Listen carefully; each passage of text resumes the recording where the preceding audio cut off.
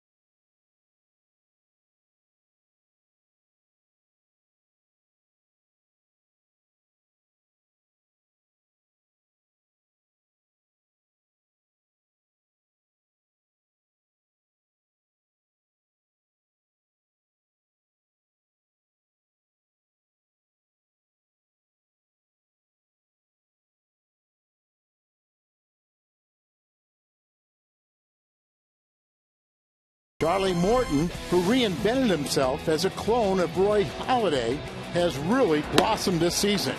He pitched a gem his first start earlier against the Cardinals, and he had a dominant sinker and ran the ball inside.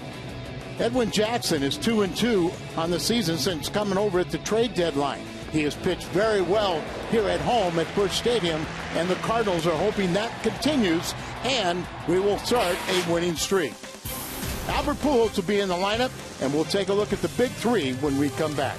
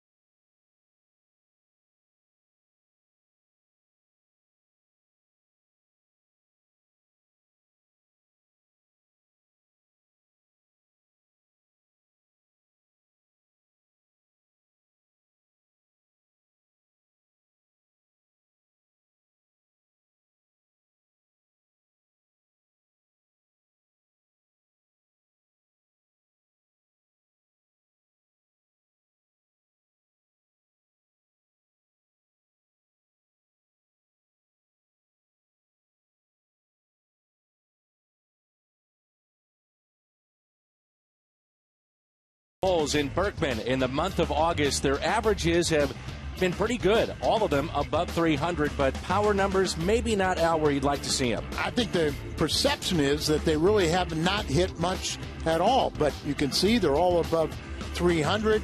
There is 12 combined home runs. You'd like a few more RBIs, but the big three are so important to the Cardinal offense. They still lead the National League in most categories. When we come back, a look at a Hall of Famer, Red Shandies. Can they turn the double play here, the little guys? It's coming back to you. Put down the tag. He's got him. It's a double play. Cards and Pirates coming up.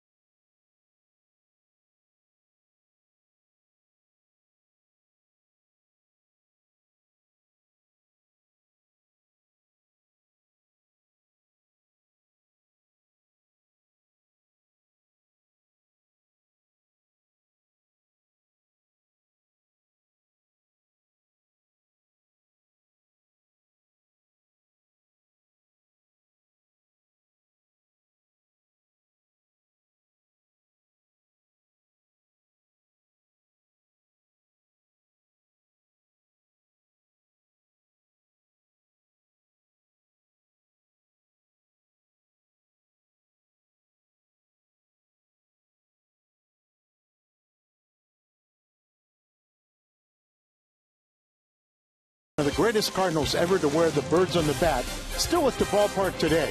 It's the 8th different decade that he's worn the Cardinal uniform. For more on the Cardinals legend, here's Jay Randolph. Albert Pujols is one of the most celebrated players in the game. but he might not be the most celebrated Albert ever to wear the birds on the back.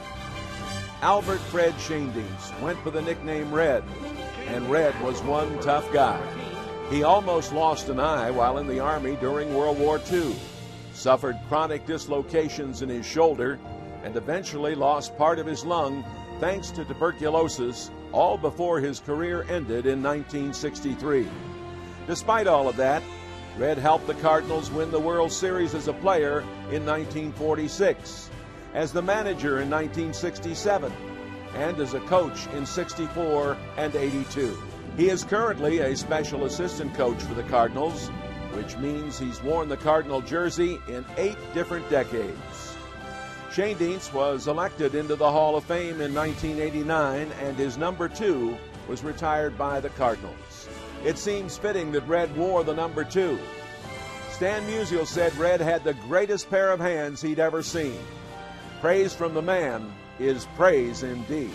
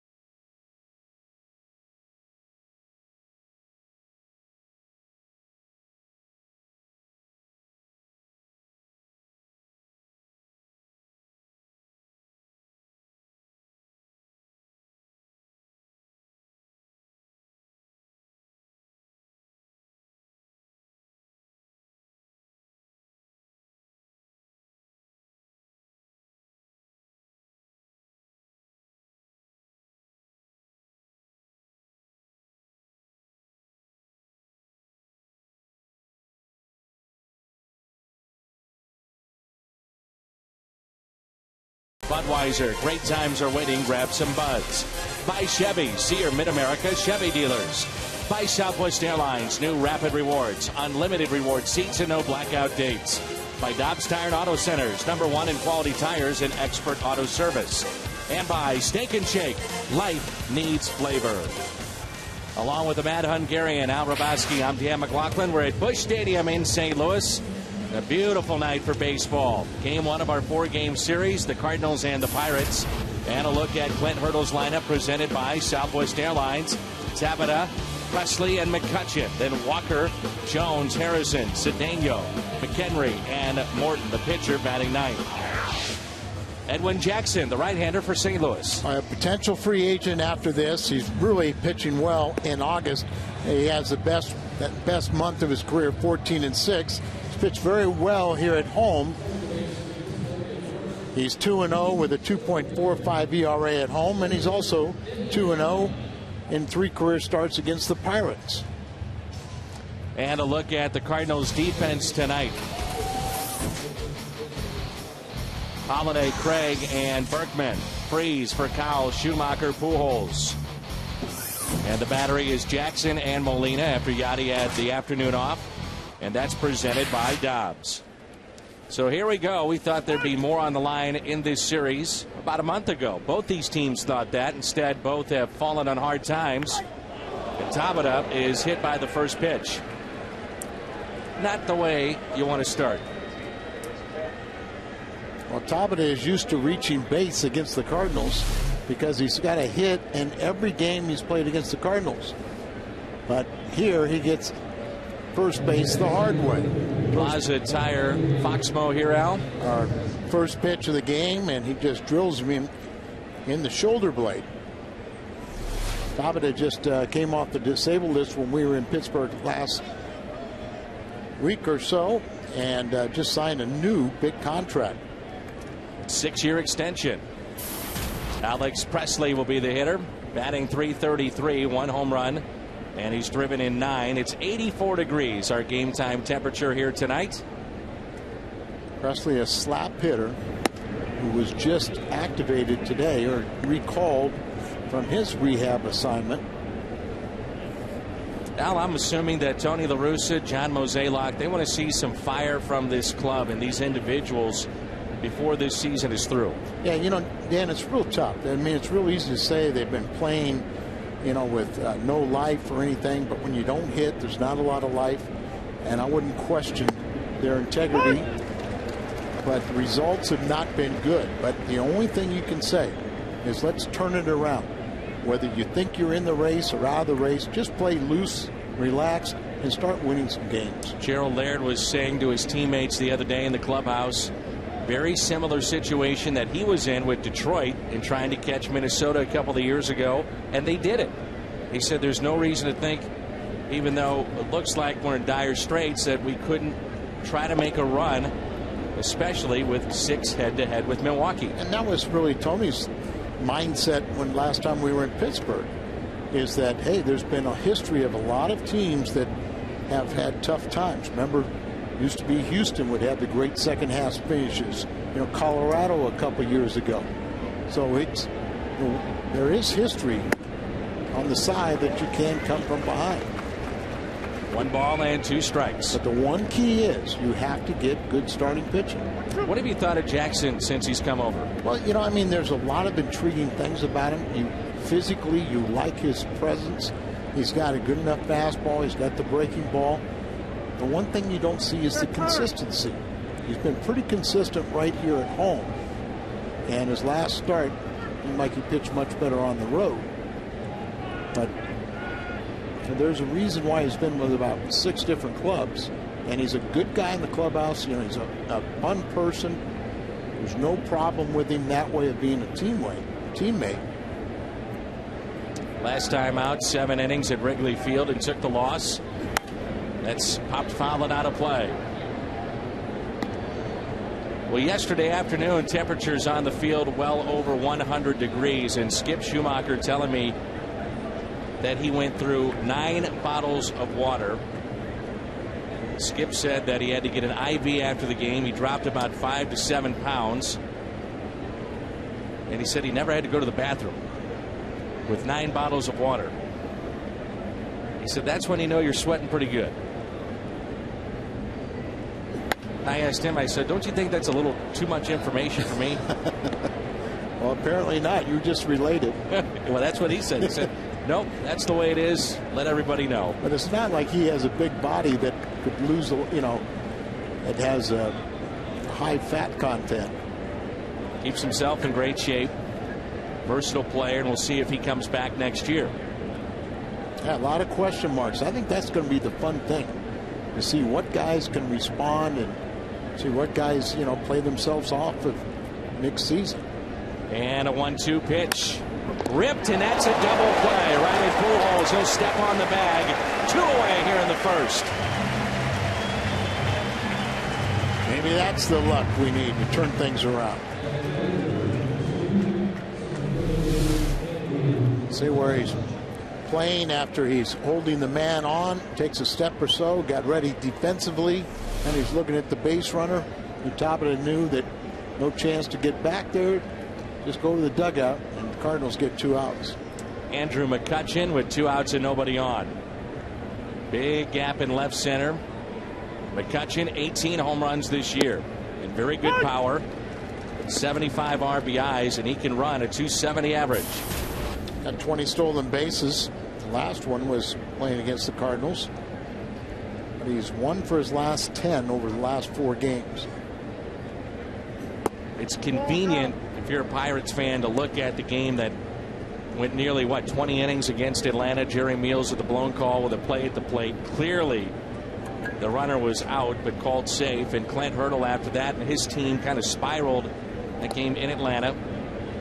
And a lot of people point to that and say, well, that's when it all began downward side for Pittsburgh. But Clint Hurdle has said, baseball is such a long season. Yes, it was a tough game. Yes, it was a tough way to lose, but you can't look at that one game and say that's why we've gone in this tailspin. But as you say, it started the long losing streak.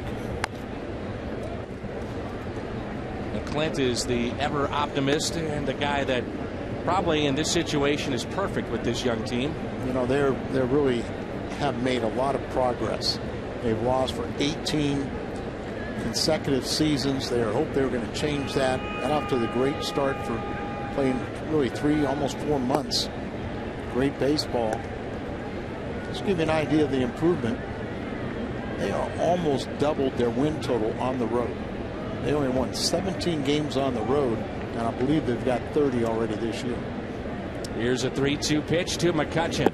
Swing and a miss. It's a strikeout for Jackson. No score after a half inning.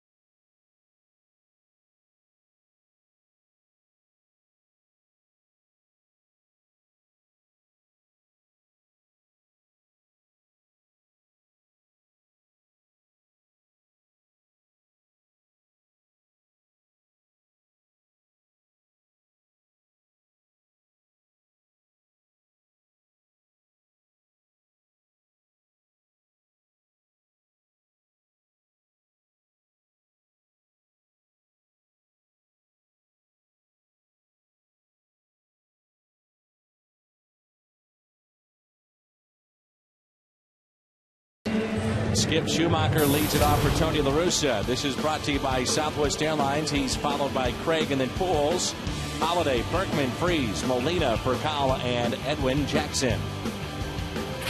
On the big averages in that lineup there. Skip Schumacher over 300 now and has been the Cardinals' leading hitter since the All-Star break. So here we go in the bottom of the first. A 4-for-4 day yesterday for Schumacher, and he looks up and he's at 301, and he was saying to me that is something that he doesn't take lightly. He wants to finish at 300 or better. And the only player in all of baseball that's had a higher average since June 4th is Ryan Braun. Next, Skip Schumacher.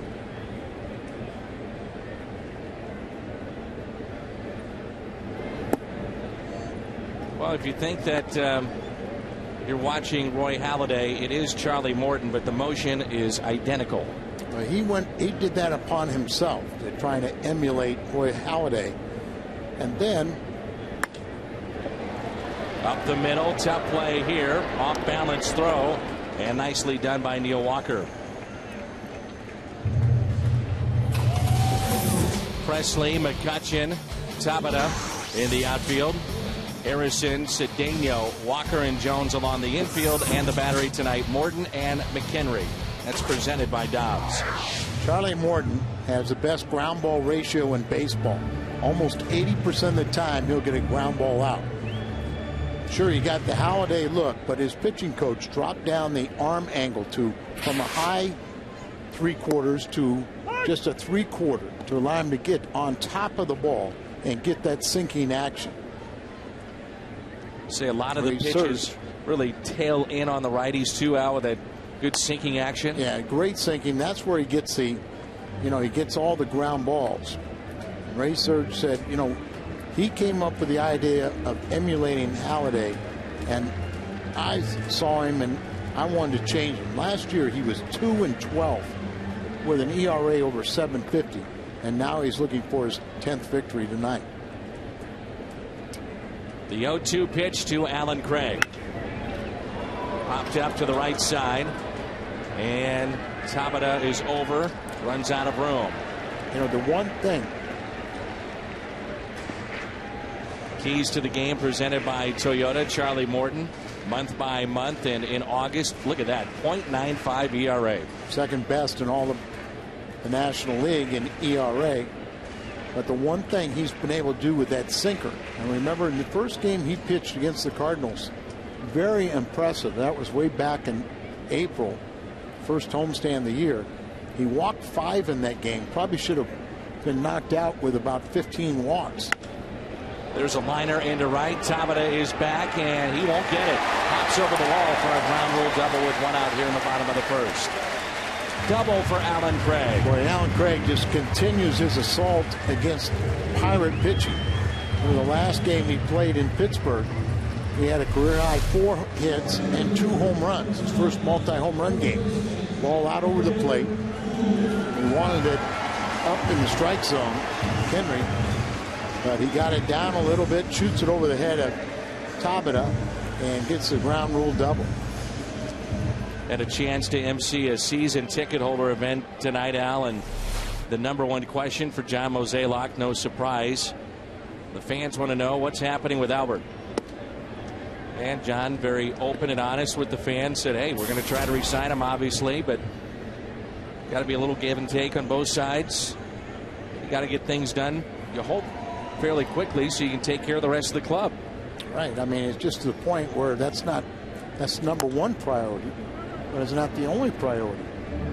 And obviously it's going to take a big bite out of your payroll. So, until you have that resolved, you don't know really how much more money you have to spend.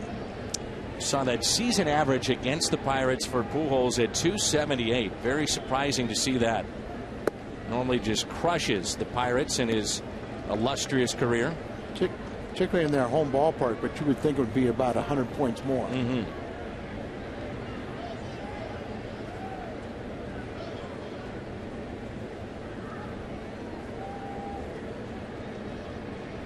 The 2-1 is hit down the left field line, and that ball is fair into the corner. Alan Craig will score. Pujols on his way to second base with RBI number 78. Back-to-back doubles here in the first, and it's 1-0. That RBI driving in Alan Craig, 78. That ties Berkman for the team lead. So that's also the quest for 300, and also to get to 100 RBIs is so important for Albert. One thing I've noticed already, Morton has pitched hardly inside to the right-handed hitters. That's what he did so well the first time he faced the Cardinals. Next time it wasn't quite as good. But we also said that he walked 5 in each of those starts. The first game where he won and beat the Cardinals, he probably should have been knocked out with about 15 walks, but they kept on swinging at inside sinkers. That's the pitch right there that they swung at and got themselves out, either swung and missed or hit it on the ground. Now you can see they're a little more patience and he's throwing more balls out over the plate. 1 out and a runner at second base. That's Pujols. Cardinals have jumped out to an early 1-0 lead. Holiday foul.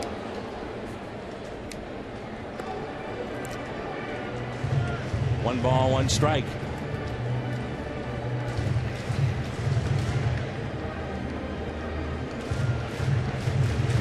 Talk about the game of baseball and such a long season, and luck along the way. Cardinals a little luck in the first. They hit the first man they see, and then a bullet to Pujols off the bat of Presley turns into a double play. Next man strikes out.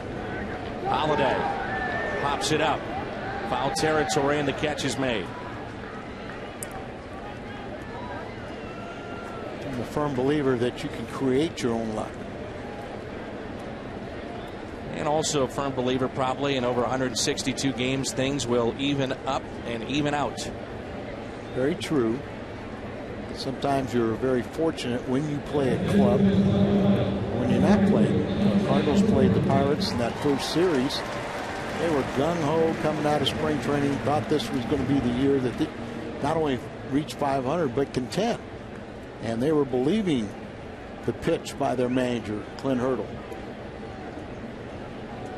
2 outs, runner at second. Berkman set gaudy numbers at PNC Park along with Pujols, but here in St. Louis the home run numbers have been down, but overall he is 1 shy of 30 for the season. Hit 14 last season. Knew that was a down year. Maybe you were hoping for 20. Maybe you're hoping for about 80 RBIs. He has had a remarkable season, and left-handed batters have had a lot of success against Morton this year. They're batting .365 against him this year. 1 ball, 1 strike. Outfield is deep, straight away. Pitch up and in, 2-1. What the Cardinals believe is the reason why the left-handers have so much success is he can't get his pitches inside. You know, leave him out over the plate, can't get that cutter to come in. And it's one thing that Morton has really been working on a lot lately, is trying to combat left-handed hitters. Berkman, base hit into right. They'll wave in Albert Pujols. Here comes a throw to the plate. Just offline. Pujols is safe. Berkman at second base, and it's 2-0 Redbirds. Single, RBI, takes second on the throw. Well, once Albert tied Berkman, now Berkman's 1 up. Albert Pujols safe at home, safe and secure. New York Life.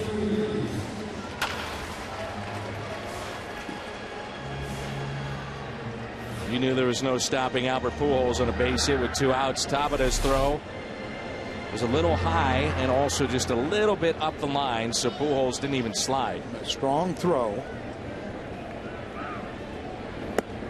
Inside to David Freese. Cardinals have jumped out to a 2-0 lead.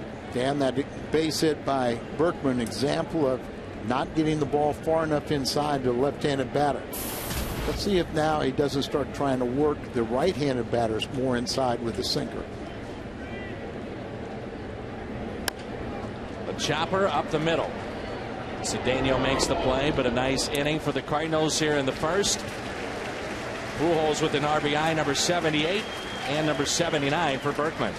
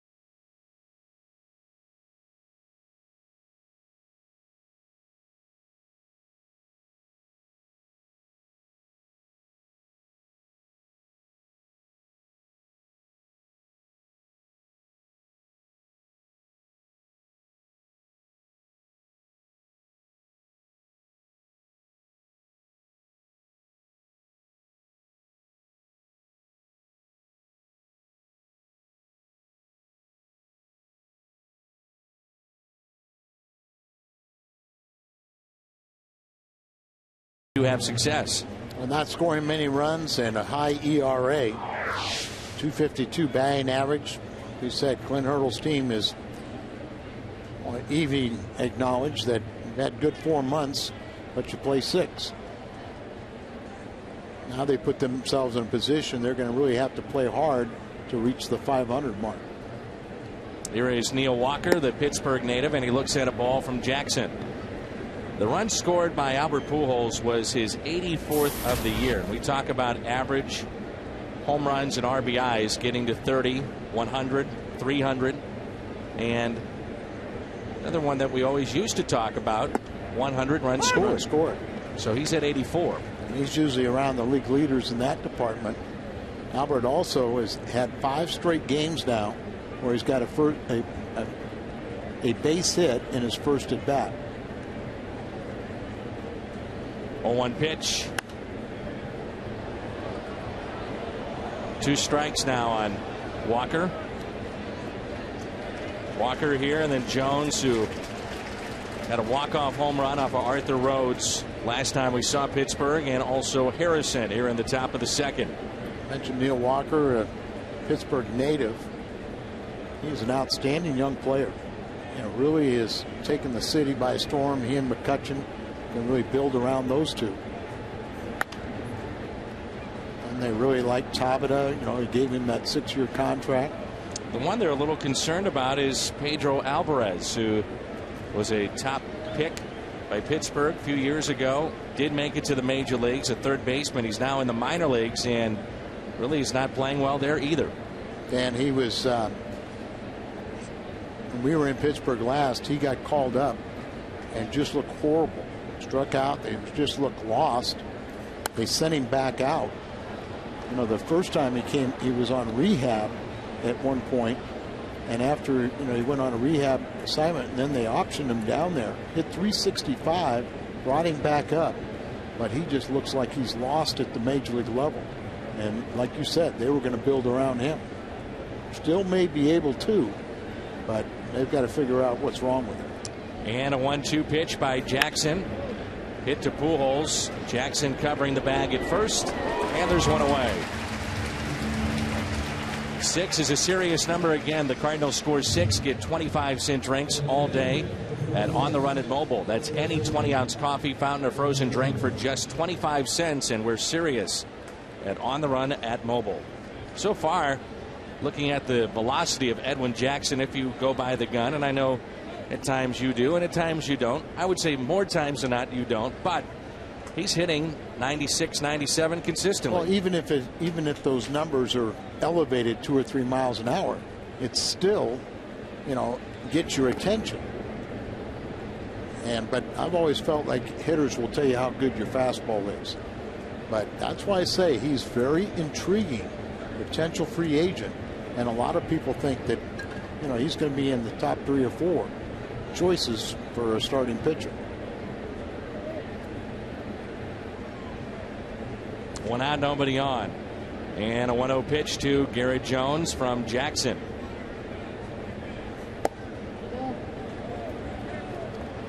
Ryan Ludwig is not with Pittsburgh currently, and the Pirates went to go get Derek Lee and they've had also Ryan Ludwig to bolster their offense, and both those guys have come up hurt.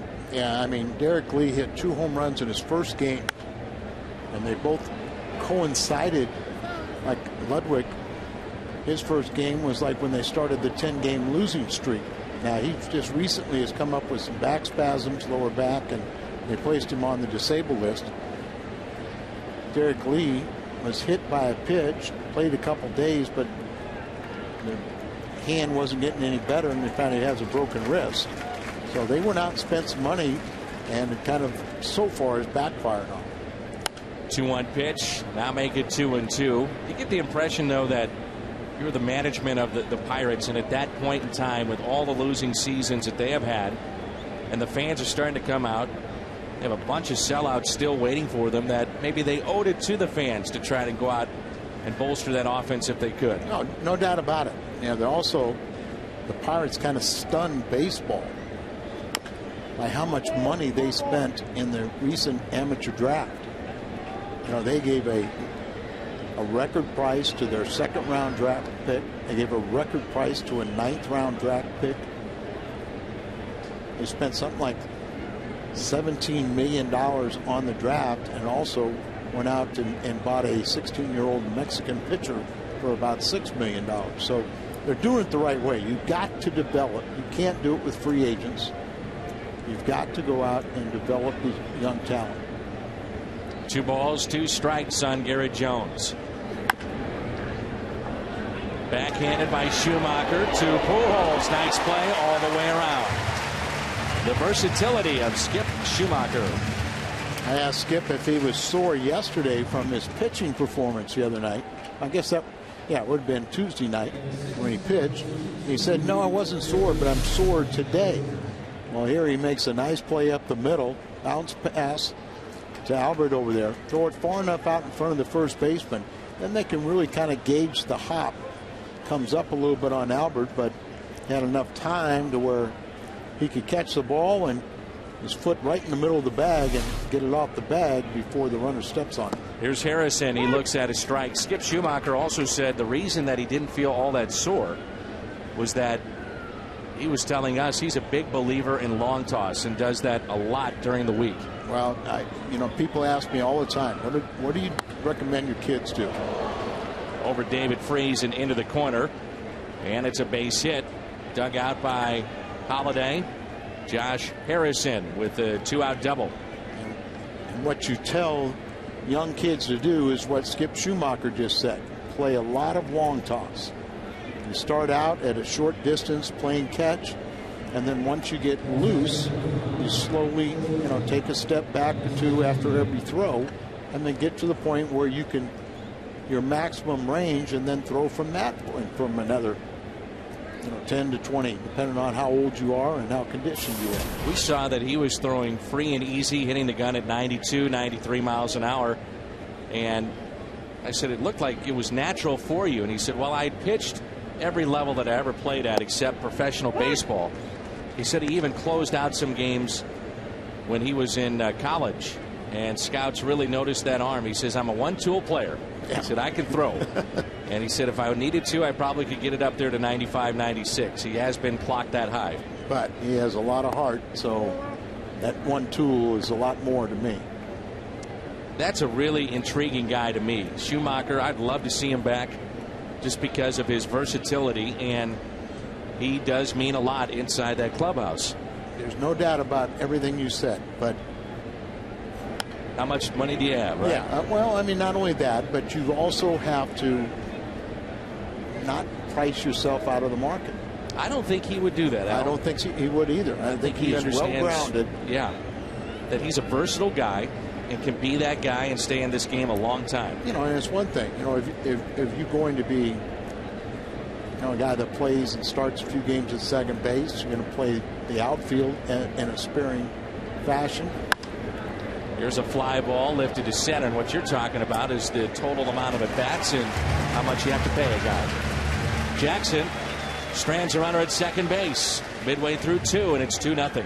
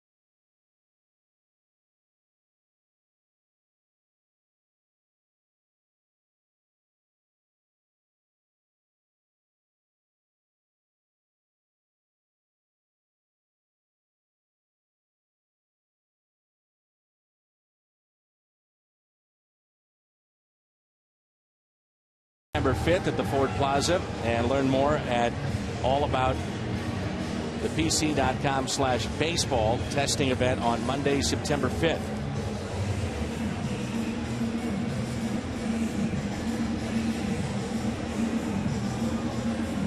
Yadier Molina will lead it off. Cardinals with a 2-run lead. RBIs for Berkman and Pujols. Career high in home runs for Molina with 11 this year, and a foul ball off his ankle or his foot. That seems to be the pitch that you were talking about, Al, with right-handed hitters that bore down in on him. When we saw him the first time out, we had never seen that sinking action, and the Cardinal hitters haven't either from Charlie Morton. And so they swung at so many pitches that were inside, that were balls, just like this one. And he pays the price for it, fouling off his front foot. Yadi's had a remarkable season.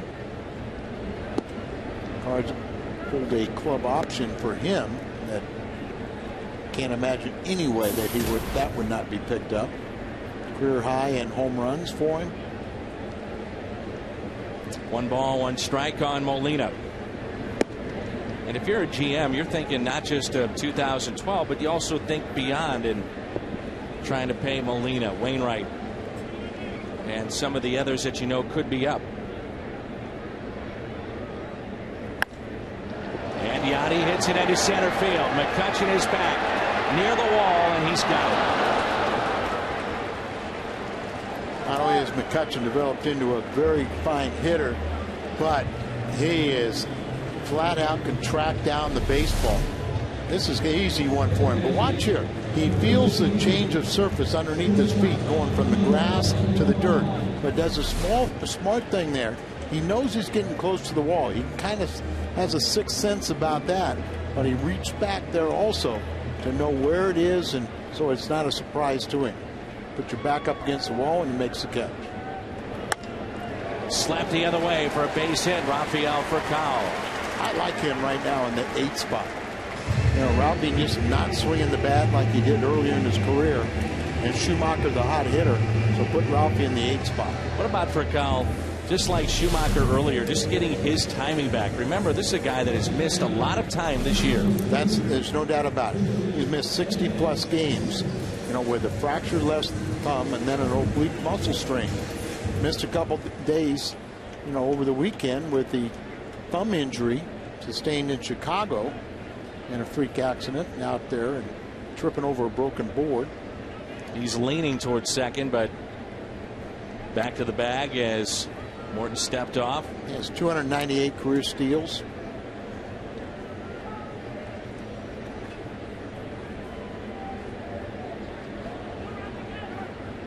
Leaning again and back in safely.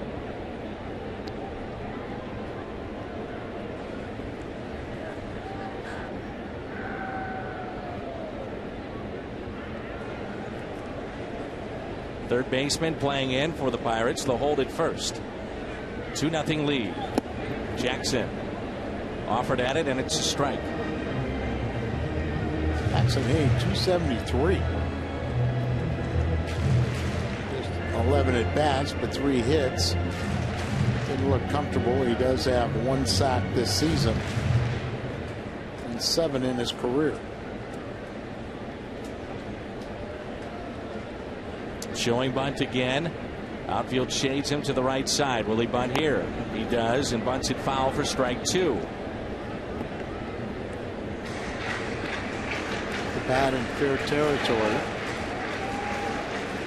Tomorrow night it'll be Westbrook trying to pick up his 11th win of the season against James McDonald, who was 8-6. Saturday, Chris Carpenter and Brad Lincoln. Cal Loesch will go against Jeff Karstens on Sunday. No balls and 2 strikes.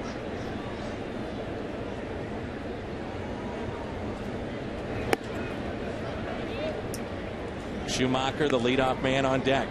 1-2. Charlie Morton ahead in the count, so he threw a ball up in the zone trying to get the pop up.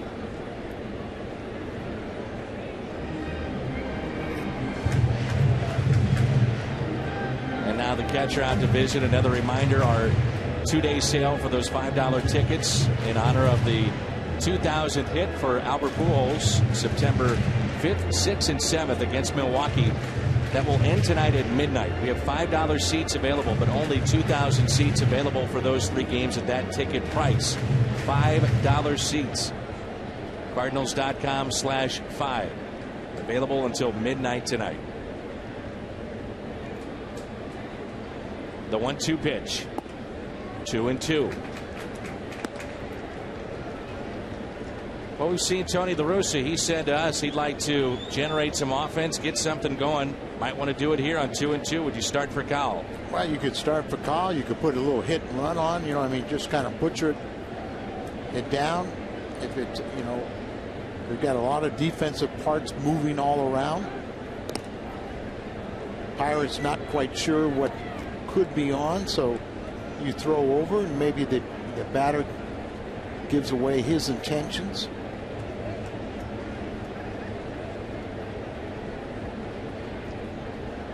Leaning towards second, not going, and Jackson gets the bunt down. Only play is to go to first for Kyle. Thought about going to third as Josh Harrison, their third baseman, was all the way in ready to field that bunt. Sacrifice is good.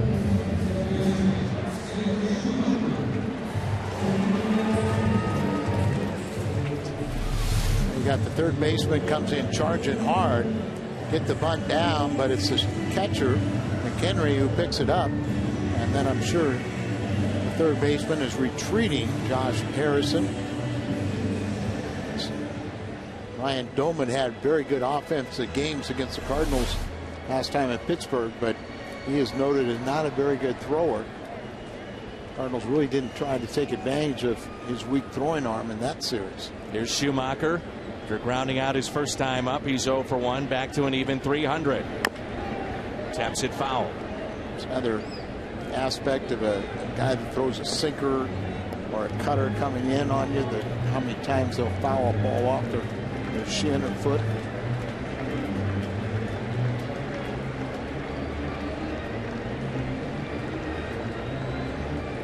Not bad average with 2 outs, runners in scoring position, hit 300. Shade him just slightly to the opposite field. 2 outs for Kyle, the runner at second. 0-2.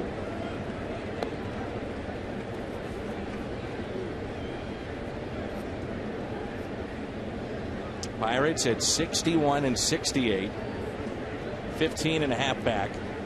St. Louis 67 and 63, 10 games back in Milwaukee. 1 ball and 2 strikes. They love McHenry defensively behind the plate. Like I said, Doman, who broke his ankle, missed about 2 months, so it created an opening for McHenry. They really, as you said, like the way he handles the pitching staff and blocks balls in the dirt and everything else about catching. But Doman came off and just had a big series, one big game against the Cardinals. On 1-2. Schumacher fists it into shallow center. This will get down. That's a base hit and an RBI for Skip Schumacher. For Kyle scores, and it's 3-0 St. Louis.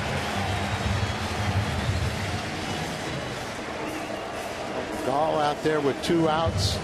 So as soon as this ball is hit, you just take off. Just inside, fights it off, so it doesn't get a lot of good wood on it. And Cutchin never gets there. But as I said, with 2 outs, you know the ball's put in play. Just put your head down and circle the bases. There's single by for Kyle. The sacrifice by Jackson. And the 2-out base hit by Schumacher. Here's Alan Craig, who doubled and scored back in the first. 3-0 St. Louis.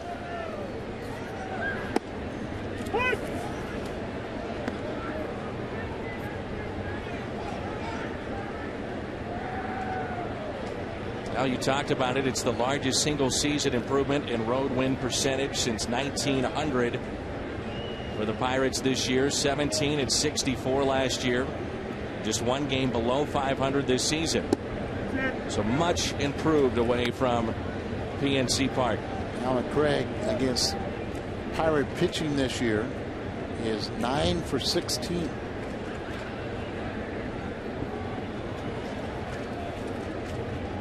hitting ahead of Albert.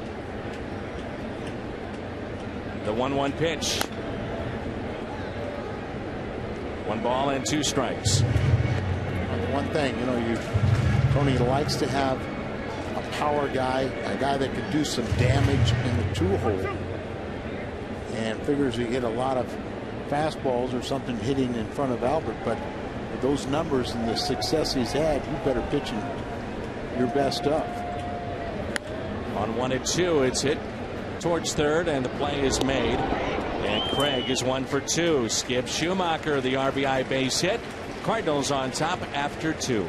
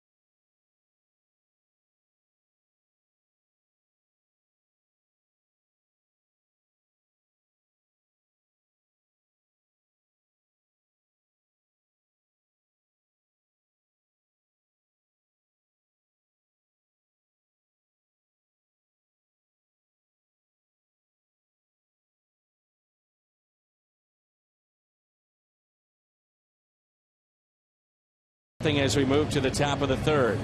RBIs tonight: Pujols, Berkman, and Schumacher just moments ago.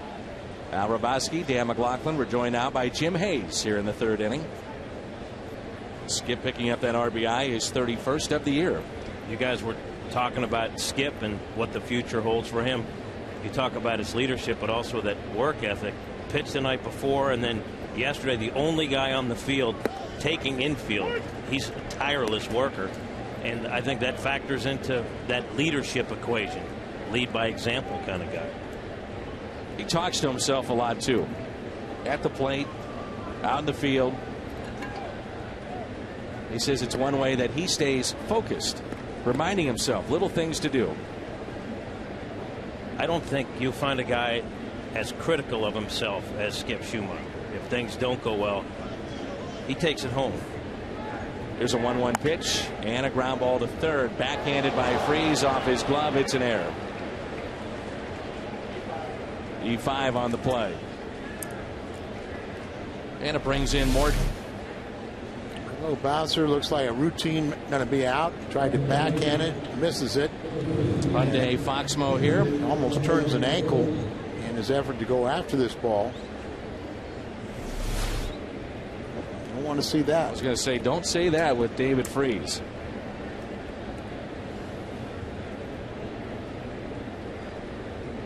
So a runner at first, and here is Morton. Taps it foul. Stabbing at it. All right, Al, I'm going to put you on the spot. Best bunter that you faced or saw? Carew, I guess, would come to mind. Well, Carew, I'm thinking of a pitcher, but, Rod Carew was so good. He always felt, he won, I believe, 7 batting titles in the American League. But he always felt that he would never go into a prolonged slump because of his ability to bunt. And you go back to the absolute basics of hitting. Seeing the ball hit the bat. So that's pretty good advice for anyone. If the great Rod Carew felt like he would never go into a prolonged slump because of his ability to bunt, people ought to think about that. Here's the 0-1 pitch to Charlie Morton. A check by Jackson. McHenry, the runner at first. Freeze cheating in at third. And the only play is to go to first with a high throw to Schumacher. Sack 1-4 on the play. So both pitchers have helped their cause with sacrifices. Jackson back in the second, and this one here at the top of the third. We've been doing a lot of talking about this team and where they're at, Jim, and I know you had a chance to hear what Tony had to say about the team from here on out.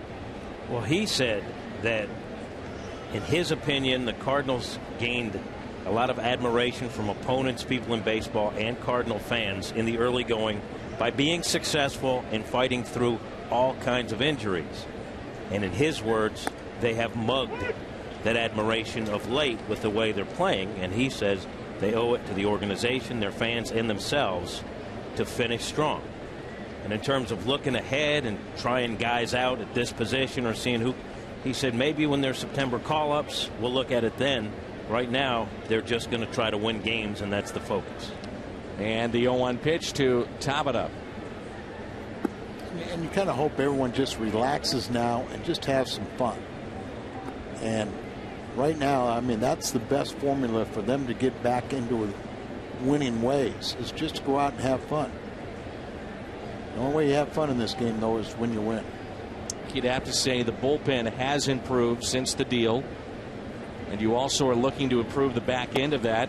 Maybe it comes within the organization. You never know about a Lance Lynn or Fernando Salas. You have an option on Carpenter for next year. Jaime Garcia trying to get straightened out after another rough start yesterday. Bad third inning. 8 straight reached. But you do know that Wainwright will be back. Obviously, the loss of Wainwright was huge. And we thought the first half they could overcome it. Strikeout number 2 on the night. And initially, as Jim said, they did. They weathered that storm of missing him every 5th day. But again, over the long haul of a season, that does catch you up. And the fact the Cardinals, at the worst time, went south. Everything went south. Well, you know, the Cardinals are averaging 4.65 runs per game. But when your ERA is right around 4, there's really no margin for error. Pick off, they'll throw behind the runner, and it's kept in front by Fracao. And that's the reason why they have had the unbelievable 21 walk-off losses. Cut that in half, you're right in the pennant race. Exactly. The thing is, though, I would say most of the bullpen damage was done in the first half. To be honest, the Cardinals were still in first place and still had everything ahead of them, and they weren't able to get that run. Here's a 1-0 pitch. Left center, Craig coming on and does not make the catch. Trying to sell it. It's a base hit. Pittsburgh gets on the board, and it's 3-1. Tony said, I want Craig's bat in the lineup, just trying to find a place for it.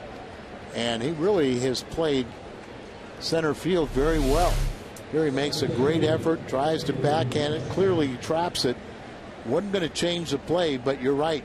Our Hyundai Fox Exmo cam, as he tried to sell it to the umpire, wasn't going to change. He wasn't going to get up and throw out the runner. You know, to finish our point about the bullpen, I think if you ask Tony, if you ask Mo, clearly they stuck with Ryan Franklin way too long. And it cost them a lot of games. And they wanted to see the veteran get straightened out. And I think everybody did. Teammates, fans wanted to see him get right, but never did. They gave him the benefit of the doubt, and in retrospect probably stayed with him too long. And they honestly felt like Franklin still had stuff, and if they gave him time, he would straighten it out. That didn't happen. Here's Andrew McCutchen. He represents the tying run. 2 outs and a runner at first. You know, you were talking about Alan Craig. I asked Tony about Craig before the game as he's shuffling guys and trying to look ahead but win the games now if a guy like Craig gets more playing time. And he said it's a tough spot because they can't use him where they'd like to use him, and they'll find good matchups like Pittsburgh, well, they'll try to get him in. But he said if you're looking for, Craig to get regular playing time, that probably won't happen this season. I mean, he's really doesn't have a defined position, or best would be a corner outfield spot. 2-0 pitch. Make it 3-0. But Tony's idea is that I'll give Craig 3 at bats. We'll have a lead, and then I'll bring in a defensive replacement. He said the biggest thing that he will not do for you is you can't expect him to track down a ball, that's up against the wall, left to right, where he makes the long run. It's just not going to happen. He'll give you every effort, but he just doesn't have the speed of, say, a McCutcheon or one of the other outfielders. Well, they turn him loose on 3-0. They don't need to. Up and in, it's a walk. So Jackson has hit a man, and that's his first walk that he's allowed. He's the error by Freeze to start the inning, the sacrifice, then a strikeout. Presley with the 2-out RBI base hit, walk to McCutcheon, and the cleanup man Neil Walker with 2 runners on and 2 outs here in the top of the third.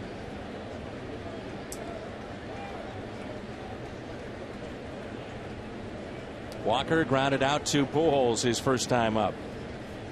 Talking with Mark McGuire today, pointed out that you look at the teams that are winning. They're doing it with pitching and defense. They have a below batting average of the Cardinals, but they've had that really good pitching throughout, and they have a much better defense than the Cardinals.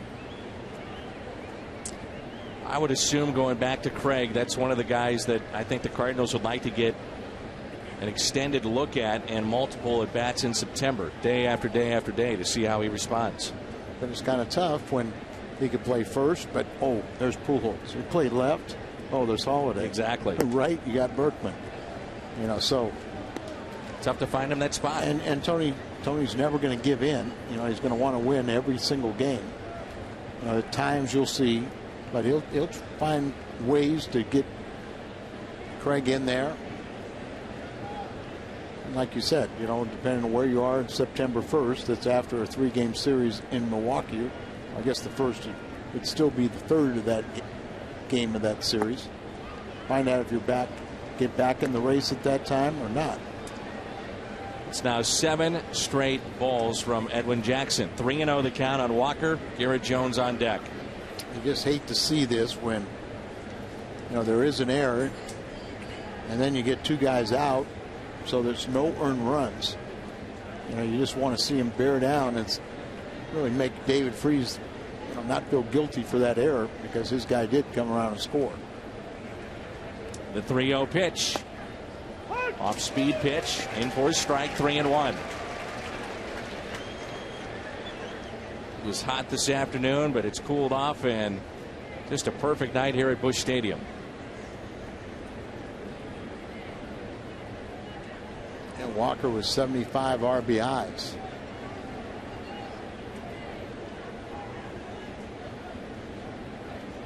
The 3-1 pitch by Edwin Jackson. Catches the corner. 3-2. There's two consecutive strikes called that were way outside. Jim Reynolds calling the balls and strikes tonight. As Cardinal fans remember Neil Walker's 10th home run. That was a game-tying home run in Pittsburgh on the first pitch from Salas.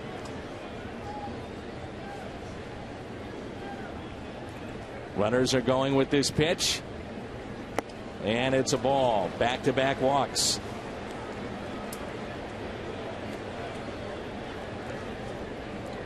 You can follow every Cardinals game through Game Connect on FoxSportsMidwest.com.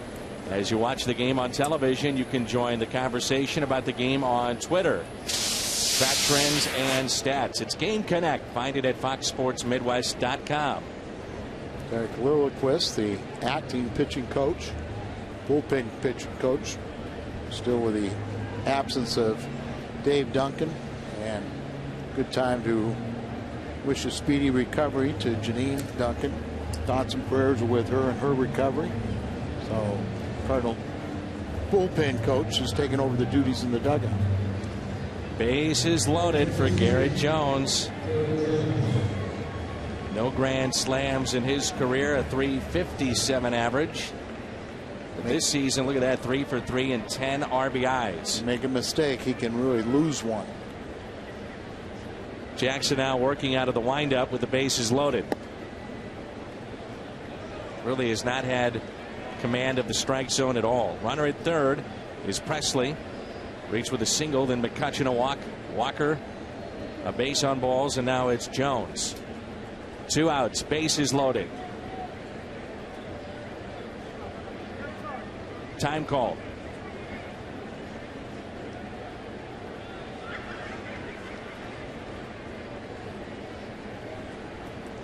The big three coming up for St. Louis. Will it be a 3-1 lead? The next taken for a ball. 2-0. Got the good fastballs, got a good breaking ball. Just got to attack the strike zone. Third inning yesterday that got to Jaime Garcia, gave up 6 base hits, 6 runs, 8 reached. There were 8 straight. The 2-0 pitch. 3-0, nowhere close. Remember, it was 2 walks and then 6 straight base hits off of Jaime. Didn't record an out till the 9th man, which was the pitcher bunting in a sack situation. And the game was over from that, and that was right after, you know, his teammates, Skip Schumacher, got him a 1-0 lead. Let's try to forget that and watch this. The 3-0. A sarcastic cheer from the folks here at Busch Stadium. You know, if he hits a home run, he hits a home run, but you can't walk him.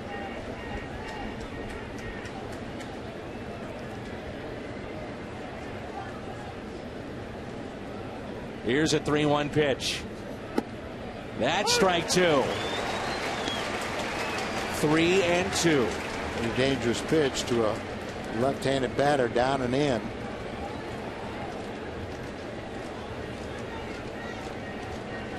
Big pitch right here. 3-2 on its way. Line drive into center. 2 runs will score. And the Pirates have tied it up. It's 3-3. A real critical mistake there. Running the count to 3-2 with 2 outs. You know, then you've got the merry-go-round, you got the runners going. So instead of a ball like that producing 1 run, it ties the game as 2 runners score. Maybe the best pitch he threw of the sequence out away from him, but he just level swing, hits it out there. With the runners moving, 2 runs score, and still in a jam.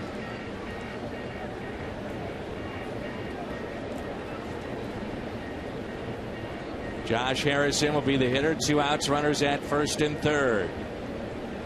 Harrison doubled to left. His first time up. And you know the guy that feels awful right now is at third base, David Freese, with a tailor-made hop. Looked to be an easy play to start the inning, turned into an error.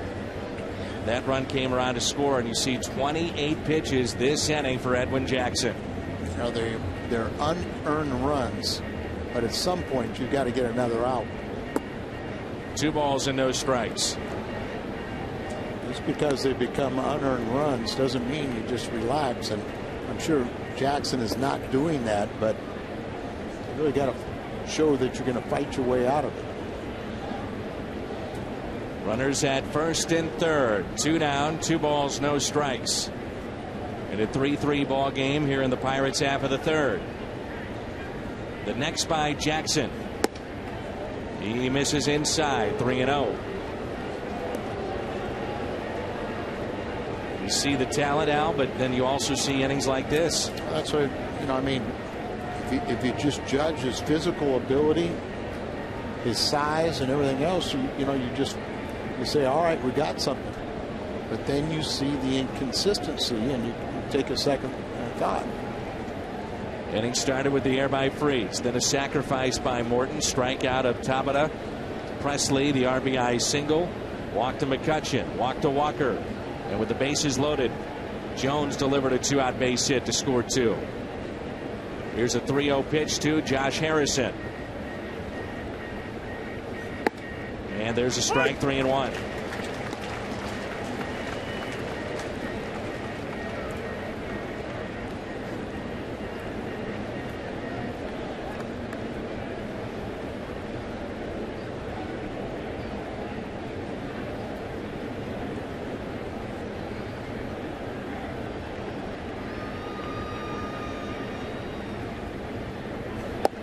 3-2. And Jim, you talked about how Jackson before the inning is one of the loosest guys you'll find in the clubhouse when he's starting that day. Some guys don't even make eye contact with some of their teammates even. But Jackson's a guy who will seek out a conversation, and I asked him about it, and he said, why would I do anything differently? Jeff Suppan was like that as well. And here's a 3-2 pitch. Runner from first. There he goes. That pitch is lifted in the air. Left center, Alan Craig makes the catch. The Pirates have tied it up. Pujols, Holiday, Perkman coming up.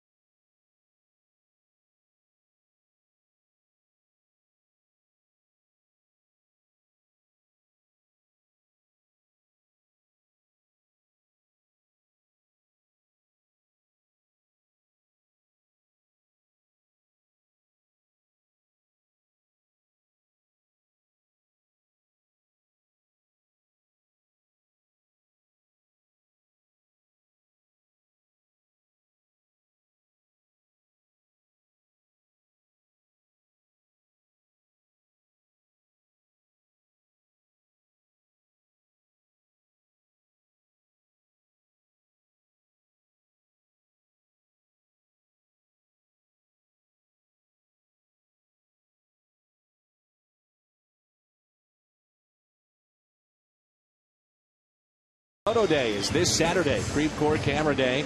Get here early. 3:15 is our first pitch. First come, first serve. You'll be on the field to take photos of your favorite players and coaches. And still some tickets available. Very popular day. Creve Coeur Camera Photo Day. Here's Albert Pujols. 3-3 game. And the first pitch is a strike right at the knees.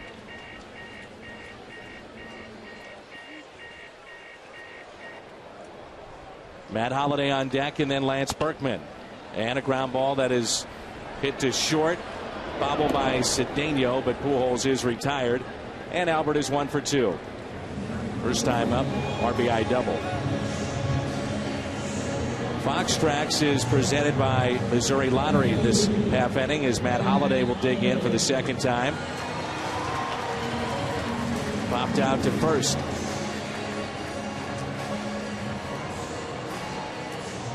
Holiday 4 for 10 with a home run off of Charlie Morton.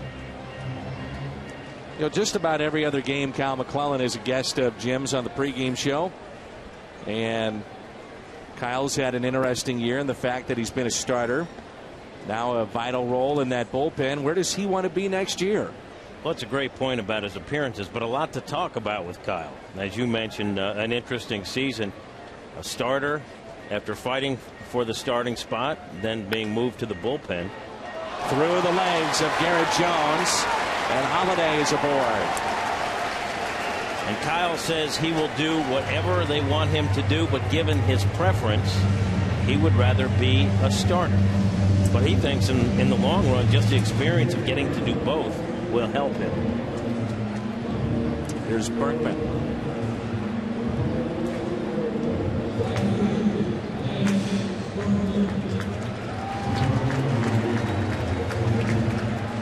The best cameraman we've had yet this year, outside of Big Dog.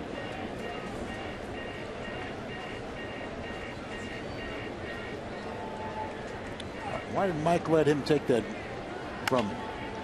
There's a base hit into right field. Holiday on his way to second, and he'll stop right there. Berkman 2 for 2. As Garrett Jones, first baseman, holding the runner, and he just hits it beyond the reach of Garrett Jones into right field. Well, the Cardinals had an error by David Freese that led to a 3-run inning. Let's see if Freese can make them pay following the error. .361 average with runners in scoring position. The Cardinals' last 10 games have hit under 200 with runners in scoring position. And he looks at a strike at the knees.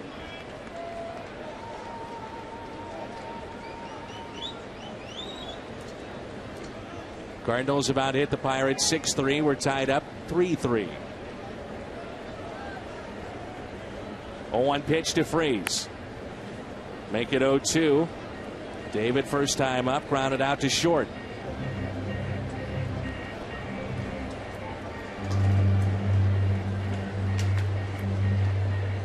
A happy fan right there. Got a foul ball and a souvenir.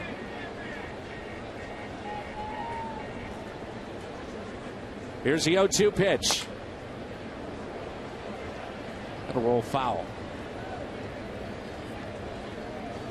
We haven't seen Nick Punto in a long time, have we? No, he's been. This is why I know that you're digging. He's been down on the field. I like me some Nick Punto. Who doesn't? He's dealing with an oblique strain, and he's now actually hitting, and he feels like not too long before he's back. September call-ups, he'll be part of it. He's hoping to go on a rehab. Time is running short, and then would not come to the club right now until they expanded rosters September 1st. You would think we'd see probably Tyler Green. Al, you mentioned that Nick Stavino has put up incredible numbers this year at AAA. The only problem is he's not on the 40-man roster. Sure. And Stavino the other night hit his 27th home run and drove in his 100th run. Did that at the minor league level. That's accomplishing something. And plus, when he was up here, he found a little niche as a pinch hitter, too. Yeah, no, I mean, they took a chance, took him off the roster, and it worked because he stayed in the organization. But after those numbers, I'm sure he'll get, there'll be some interest in him. Hopefully it'll be with the Cardinals. It's a count of 2 balls and 2 strikes. Freese bounces into a 6-4-3 double play. Jim, unbelievable job as always. We'll see you on the post-game show. We're tied up 3-3 here on Fox Sports Midwest.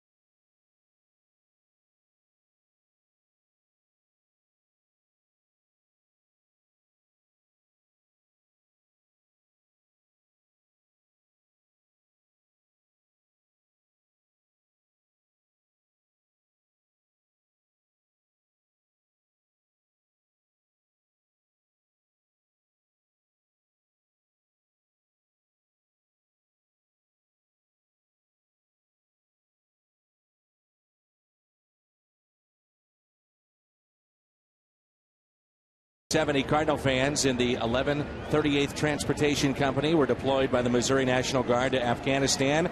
And we'll have another of our This One's For You programs. That'll be September 2nd. We'll hook up with those folks in Afghanistan. It's a Friday night, September 2nd. Hope you join us. Ronnie Cedeno looks at a ball, and we're underway in the Pirates half of the fourth.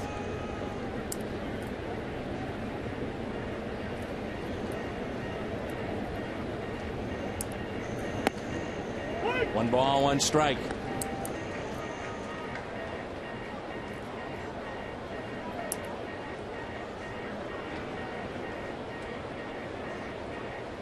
Both teams have left 3 on, and that's hit down the left field line in trouble. Holiday over. One hops off the wall, and Ronnie Cedeno, who has given them solid defense at shortstop and also hit okay, picks up a double. And Cedeno is 1 for 2. He's been just fine.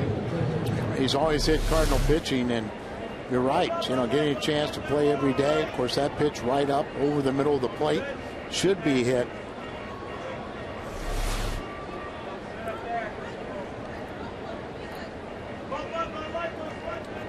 McHenry, the 8th place hitter, reached on an air by Freese back in the third.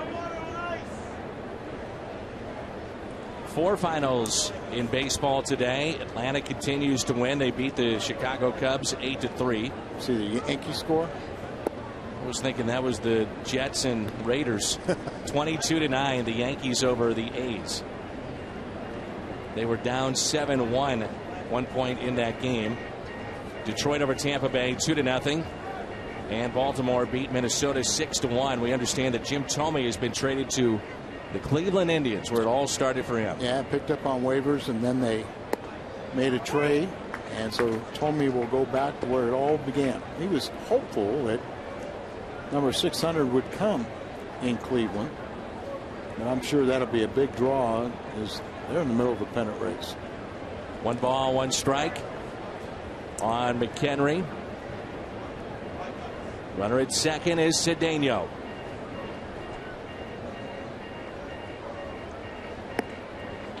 You can hear that beeping noise for the last half inning or so coming through our microphones. We're not sure what that is.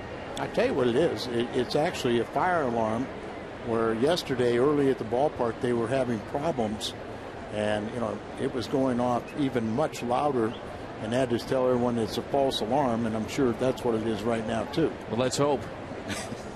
1 ball and 2 strikes. Why have you just left the booth? Yeah, I'm out of here. Trust me, nobody's in harm.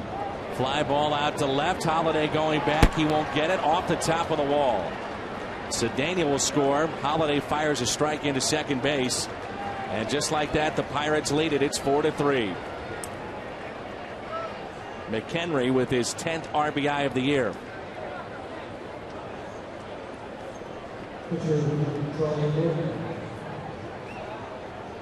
Just missed a home run off the top of the wall. Holiday plays it perfectly. He knows he can't get back quick enough. Puts up his glove to try and deke the runner, and then plays the carom off the wall. Maybe a foot or 2 from going out of the ballpark. Gets the ball back in quickly, and they trade places, and they have the lead. The pitcher with a sacrifice here.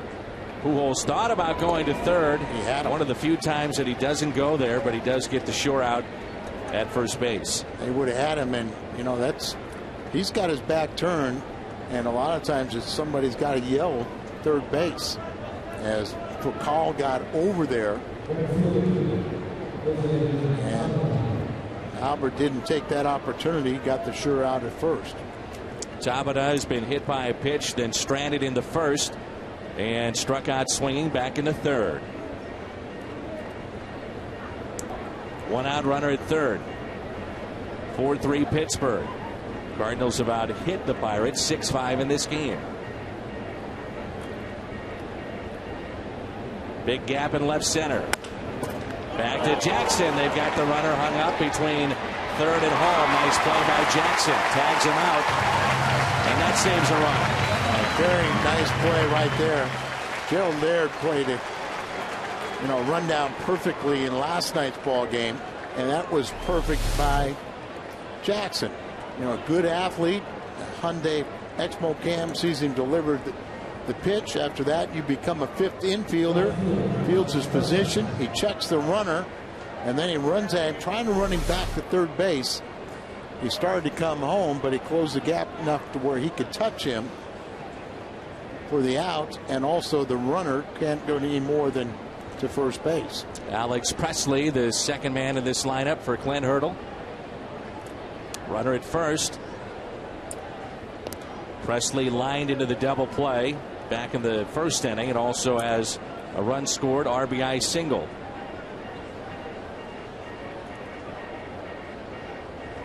Big gap in right center for Presley.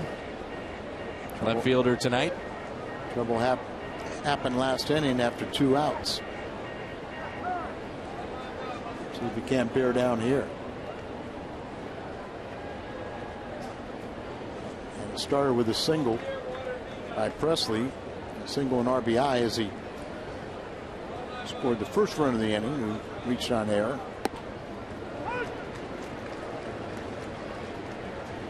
Presley just came off the disabled list. Saw him in the Pittsburgh series, and he was very impressive the first time we were in Pittsburgh. Second time he was on the DL.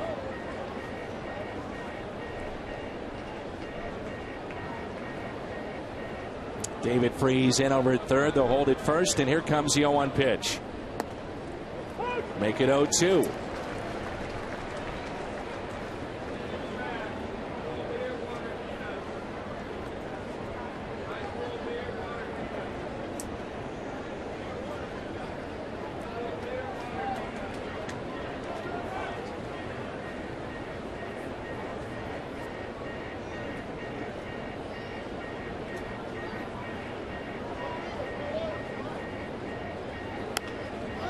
Runner is going, and it's popped up.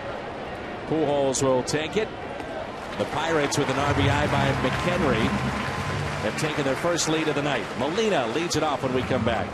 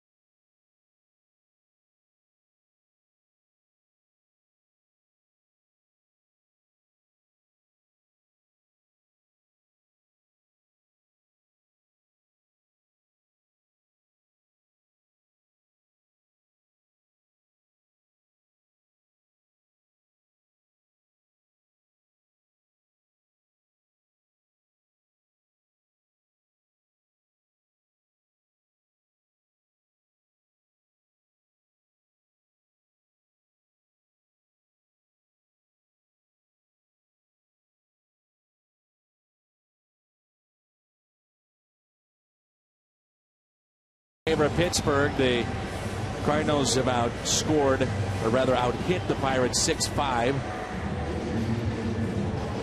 Big mention here. Big birthday girl.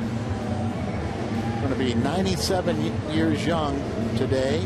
Tina Costa watches all of our games. Big red-blooded Cardinal fan. Happy birthday today. 97 years young, and this is a little gift from the Cardinals and all your friends and relatives. Yadier Molina leads it off. And a 4-3 lead for Pittsburgh. Cardinals have Molina for Cowell and Jackson. The slider that's blown away in the dirt. 1 ball, 1 strike. Diamondbacks top of the 8th, leading Washington by the score of 5-1. Kansas City leading the Blue Jays top of the 8th at 7-2. Potential matchup in the ALCS you could see. Boston and Texas, and the Red Sox in the top of the 6th lead Texas 6-0. Astros and San Francisco later tonight. 1-2 pitch. 2-2.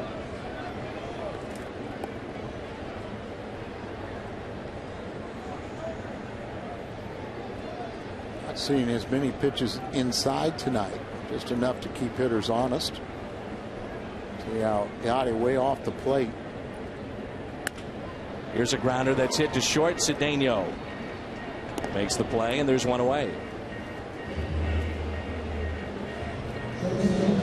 Texas, many thought that they would run away with that division, American League West, and they have not done that. As Los Angeles, the Angels, only 2.5 games back. Yeah, they've a couple years ago you'd always pick the Angels, but falling on hard times.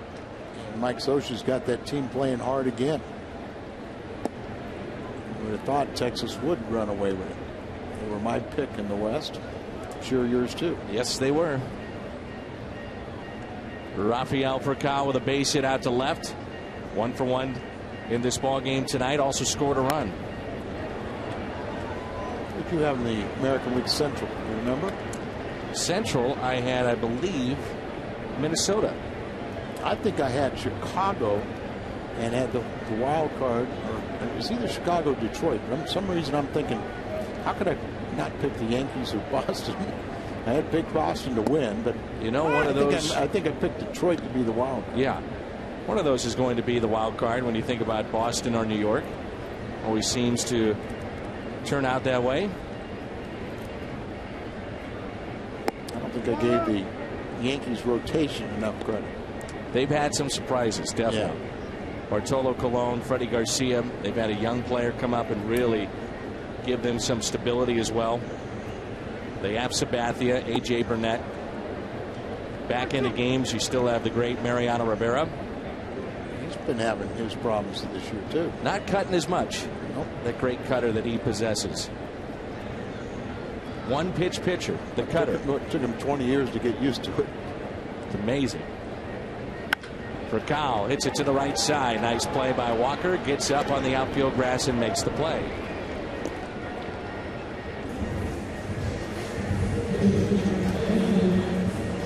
Well, both second basemen have contributed defensively tonight. Here's Neil Walker. Neil Walker, very good in range, field that position. Now with McHenry behind the plate, they have a good defense up the middle. It's Ray Surge, the pitching coach, keeping score, making notations where the ball is being hit.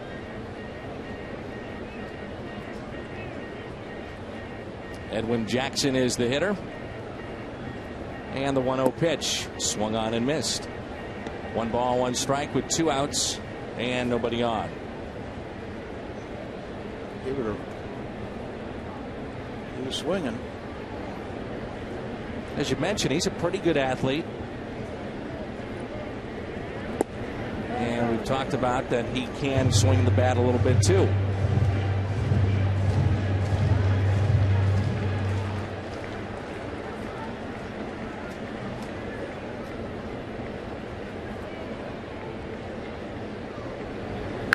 Jackson with a base hit into center field.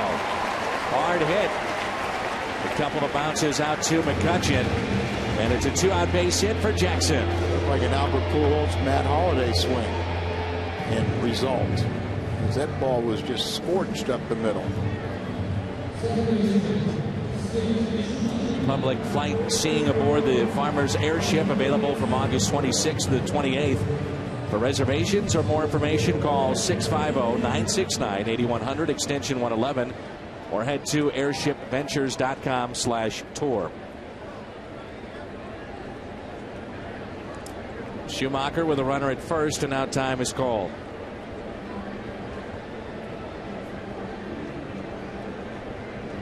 play a night game tomorrow. We're on the air at 6:30. Westbrook and McDonald. It's a 3:10 first pitch on Saturday. Then Sunday, 1:15. Jake Westbrook trying to pick up win number 11 tomorrow night.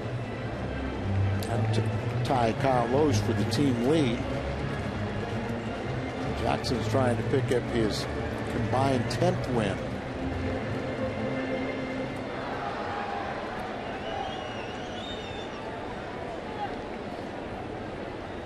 Two outs, runner at first. Schumacher hits one out of play. It's a couple of times tonight he spun away, it looks like, from pitches that he liked and wishes he had back. RBI single for Skip back in the second inning. That scored for Kyle. That made it 3-0, and the Pirates have come back with 4. 0-2. One of the reasons why pitching coaches will tell you to always throw first pitch strikes, because even if that hitter gets a pitch he likes, rarely does he put it really in play, or even, you know, you still have to get a base hit with it, but a lot of times they'll take it or foul it off.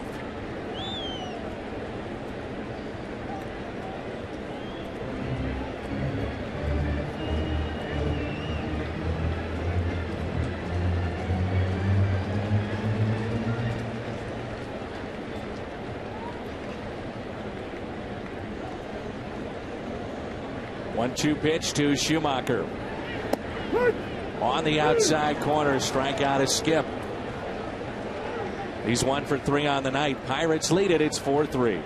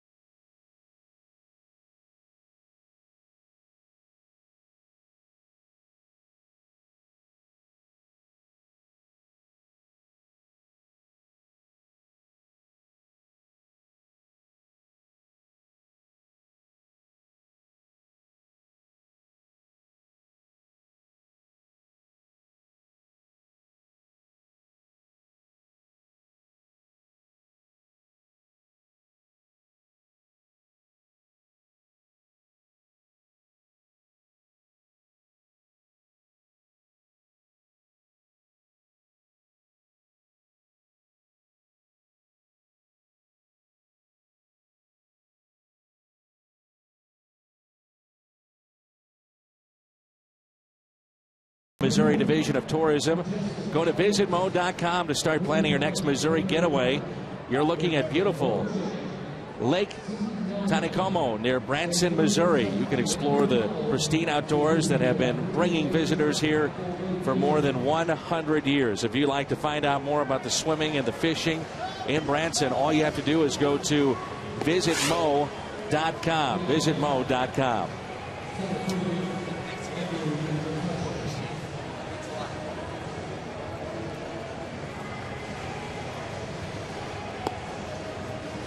While we have a moment, let's take a look at our AT trivia question. Who was the last Pirates closer to save 30 games in one season? But Jose Mesa, that comes to mind. That's my pick. There it is, 43 back in 04. Their lone bright spot in 2004, Jose Mesa. He came into a game and he thought, it's probably going to be over. He was pretty good. 43 saves, no doubt about it. And they have a very strong closer now, Joel Henrahan, who I saw him talking to Jason Simon-Tachi before the game. So what do you guys have in common other than hunting?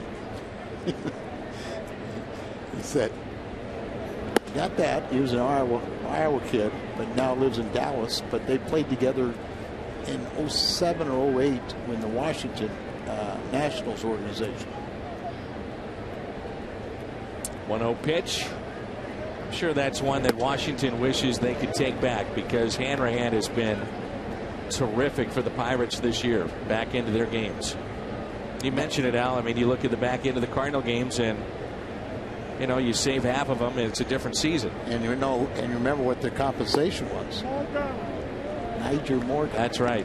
Who's now with Milwaukee. And, you know, I mean, T. Plush, as Niger's alter ego, has really caught on in Milwaukee. And he started that in Pittsburgh, but didn't really catch on. Here's a high fly ball into center. Alan Craig makes the catch.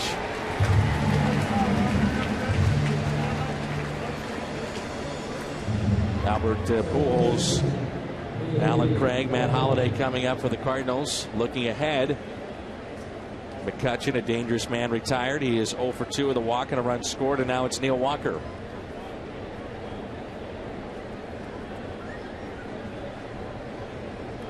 McCutchen and Walker are tied for the team lead with those 75 RBIs. There's a strike. And it's 0-1.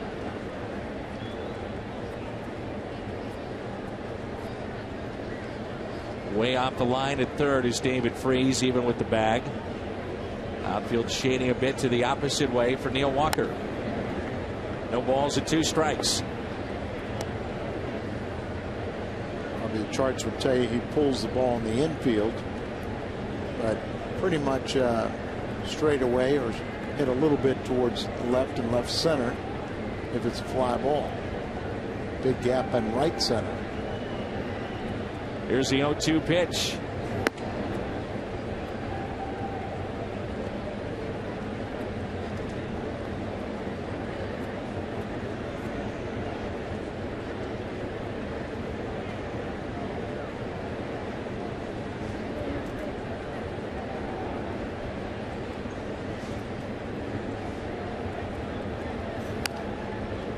We'll do it again at 1-2.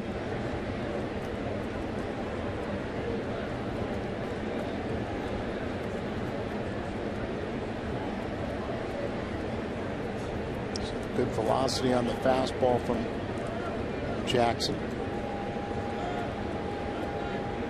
Sometimes you try to overthrow it, you tense up, and the ball just doesn't have any movement. 2-2. The third inning, it just looked like he lost control, but since then has regained it, settled in. Cardinals jumped out to a 3-0 lead, and now they trail 4-3. One out here in the top of the 5th. 2 balls, 2 strikes on Neil Walker. 3 unearned runs in the 3rd inning, and then with back-to-back doubles in the 4th, they've taken the 4-3 lead. Last 10 games hitting .467 is Walker. But, you know, there were 3 unearned runs, but you had 4 batters reach base before he got the 3rd out. Here's a 3-2 pitch. The fly ball out to center. Craig makes the catch. 2 away. Tomorrow night, get here early. It's Willie McGee and his bobblehead night. Cardinals will be wearing their powder blue uniforms from 1985 that you see there in that bobblehead. It's available to 25,000 fans of all ages, courtesy of Coca-Cola and Deerbergs. The pullover variety. Vince Coleman and Willie will be part of the ceremonial first pitch. They'll be signing autographs in the Ford Plaza. There are tickets tomorrow as low as $15. $15. And then still get some a good bobblehead? seats. Yep, get the bobblehead. Chance to get an autograph from those two if you get here early enough. Come on down to the ballpark. 2 balls and no strikes. You find some of those bobbleheads on eBay the next few days. It'll be 10 to 20 times that price. I wouldn't know anything about that, Al. You are a connoisseur, if you will, of bobbleheads. You with your very own Al Raboski bobblehead. That I was very proud to begin that initiative to make that happen. Understand that the post-game show, though, did pull the head off one of your bobbleheads. Yeah, and they tried to glue it back. It's an absolute insult, Al. It's a good thing I have good doctors. What are you saying about the control? Well, 2-out walk. 3rd of the night. I can't believe you put up with that after all these years. Letting them do that to your bobblehead.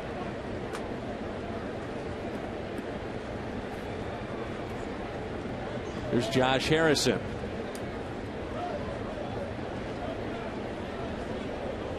Just consider the source. There's a strike at the knees to Harrison. 2 outs, runner at first. Harrison is doubled and also flied out to center.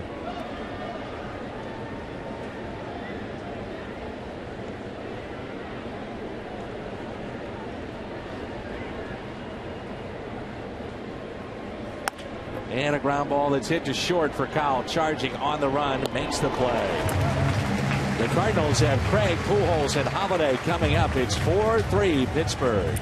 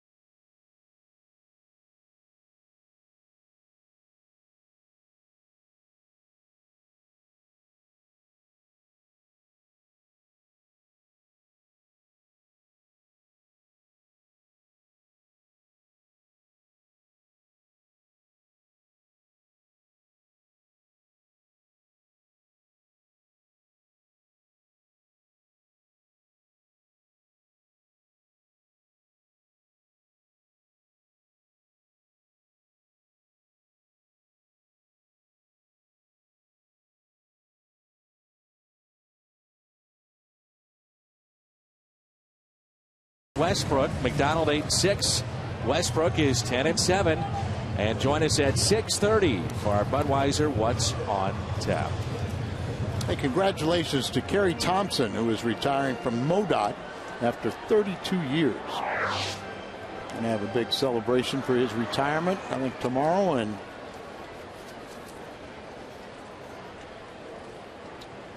Sue Walbacher is celebrating her birthday with us here in the booth. Purchased a item at the winter warm-up to go on the field and a chance to watch batting practice there and go behind the scenes up here in the booth and see our buddy Tony West as Craig picks up a base hit out to left. I tried to introduce Sue to Tim Garcia, but he was sleeping. Well, Tony said, you know, we'll try and get Craig out there, a little hanging breaking ball. Hits on the end of the bat, but he really hits this Pirate pitching well. And let's see if he, in front of Albert, can't do some damage and Cardinals get a lead. Pujols 1 for 2 on the night. He knocked in Alan Craig back in the first inning.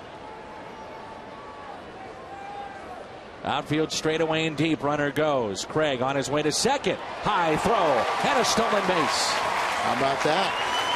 Appeared like he was going to be out, but the high throw allowed him to get the steal. It's his 5th in 5 tries. I like it. I like it. And we're seeing a little bit more ahead of Albert Pujols that Tony is willing at times to send that runner. How many times, Al, do you think teams fall asleep because the focus is so much on Pujols? Well, I told you I played with Joe Ferguson, who was a catcher outfielder, and he felt, and he was a big guy and wasn't speedy, but he felt he could get in double figures just by, you know, pitchers falling asleep or not anticipating him running. 2-0 the count here on Albert.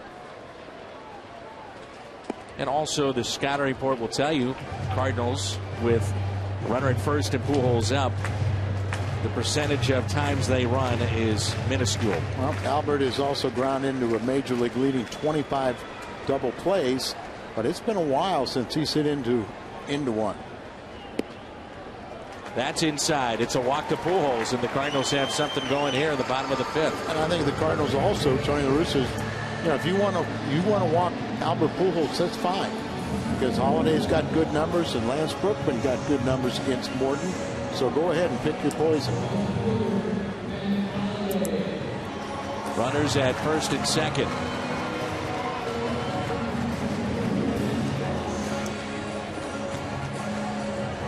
Winter warm-up, by the way, we're talking about that. They've raised Michael Hall and his crew nearly $20 million, and 100% of that to kids back in St. Louis and around the area.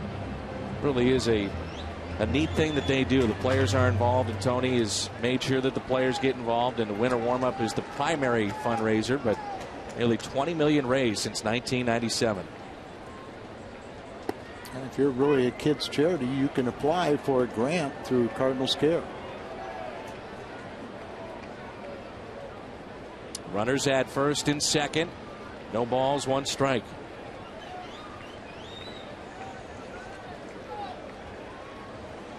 Holliday not happy with the umpire. Umpire not happy with Holliday. And Holliday hits a high fly ball into deep right field. On the track, the catch is made. Craig will tag up from second to third. Holliday hits that deep enough for not only Craig to tag up. Albert was in tagging up, but as soon as he saw the throw go to second, he had to go back to first.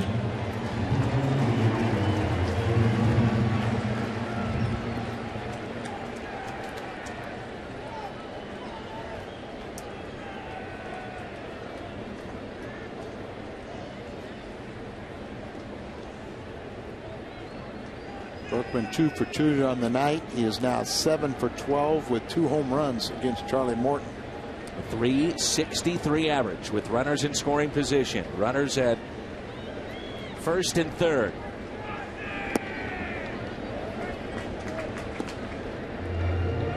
RBI single in the first, his 79th RBI.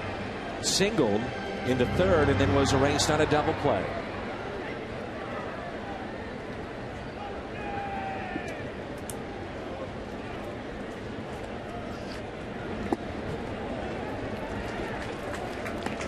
Two balls and no strikes.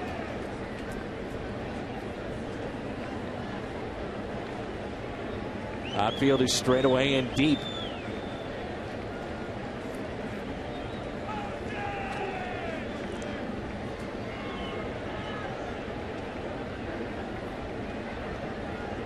Time called by Berkman.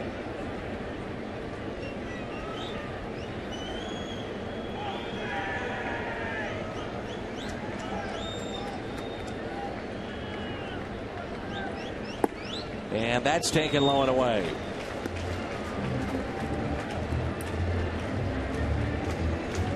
Remember we said lefties this season have had .365 off of Morton. They're trying to work on getting the cutter or the front door sinker to the left-handed batters. And that's a walk. Bases are loaded for the Cardinals. What a chance here for David Freese, and you know he wants to atone for that error back in the third. Just got to go up there and just forget about that. He's a good RBI man. He's already established a career high in home runs and RBIs. Of course, his brief seasons the last couple of years have all been curtailed with injury, and even this year he had the broken hand. So they surge out to talk to Charlie Morton as they get activity.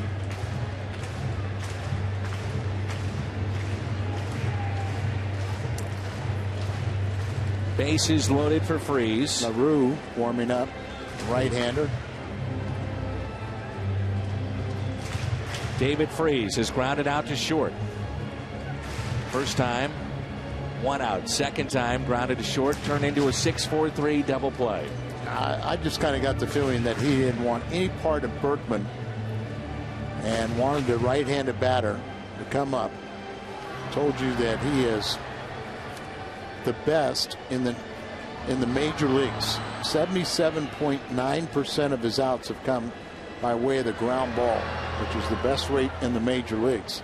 So he's banking he can get a ground ball double play.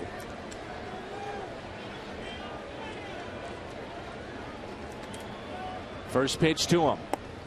Taken for a ball inside. This crowd is ready to erupt over something. It's been such a frustrating start to this homestand. You can see the crowd here.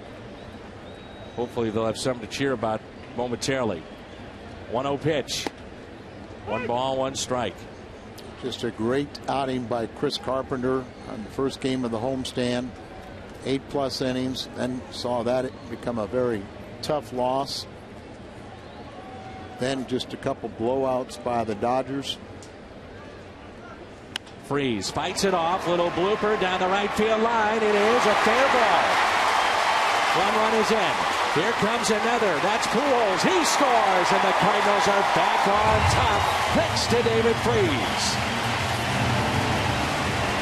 It's important. We're looking for the ground ball double play. And David Freeze doesn't hit the ground ball. It's a quail, and just slicing away from the right fielder. And look at Albert. He follows Alan Craig as he was right on his tail. Second run scored for the Wolves. Second run for Alan Craig with his 2 for 2 night. Big 2-out RBI, and that's going to be it as a double switch will be made. So with 1 out, the Cardinals still with a good chance to add to their lead. Second time they've had a lead tonight. They led 3-0, then trailed 4-3, and now they're back on top. Clint Hurdle making the move. St. Louis on top, 5-4 here on Fox Sports Midwest.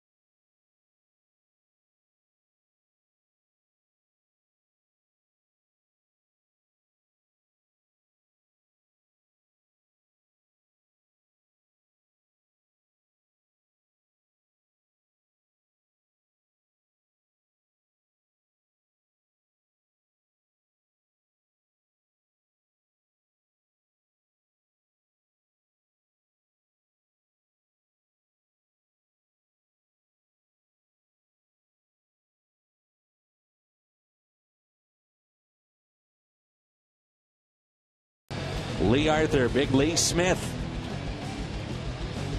recording a save. 5-2 at Busch Stadium, earns his 300th career save. Tied him with Bruce Sutter at the time, and that was it. You know, that little video reminded me of how slow it took him to get from the bullpen to the mound. He just looked tired getting that final save.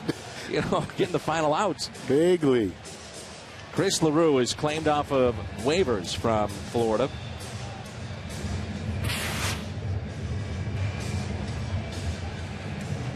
The great Tom Pagnozzi, a part of that historic afternoon at Busch Stadium, too. Also saw Jose Oquendo in the background. Luis Alicea.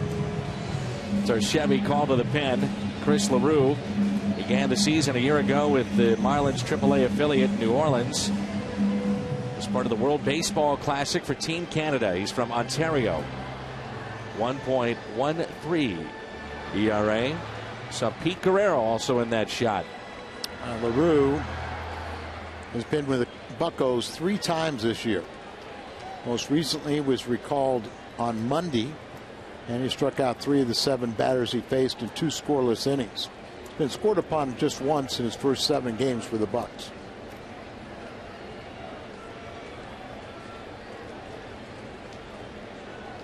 Yadier Molina, runners at first and second. That pitch is taken for a ball low.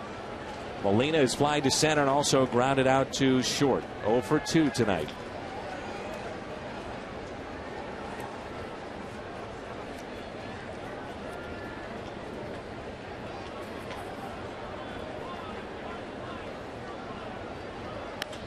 Yadi hits it in the air to center field. Berkman at second base. Will he tag up? He'll draw a throw. 1 hop to the shortstop and cutoff man. 2 away. So 2 outs, and here is Rafael Furcal.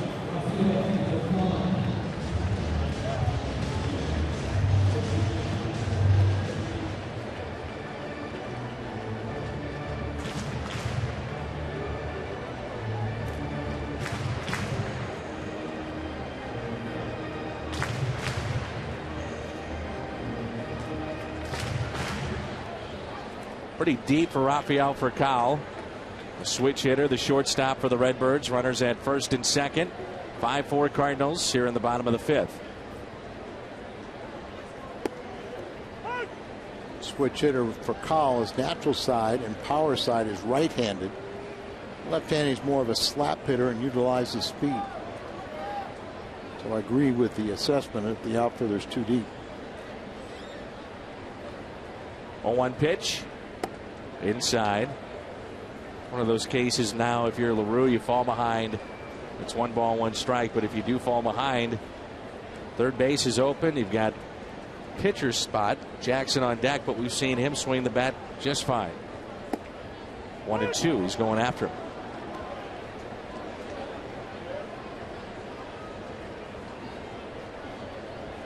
Should go after him. It's an 8th place hitter. Batting .206.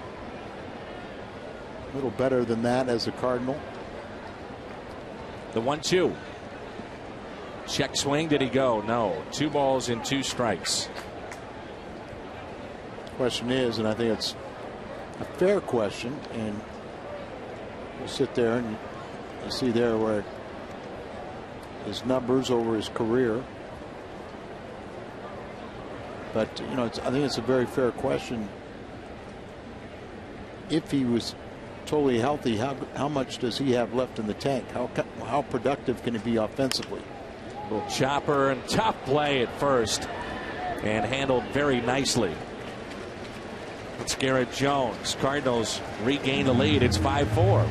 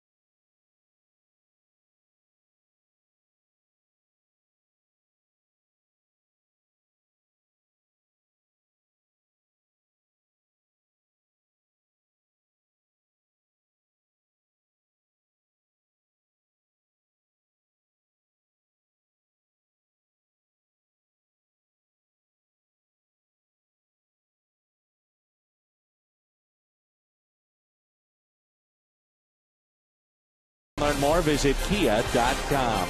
And by the new Jumbo Breakfast Platter for just $2.99 at Jack in the Box at participating restaurants. Well, the Cardinals back on top. They have a lead of 5-4. They scored 2 in the first, 1 in the second, 2 more just moments ago in the 5th inning. And they have the lead 5-4. They've out-hit the Pittsburgh Pirates 9-5 in this game.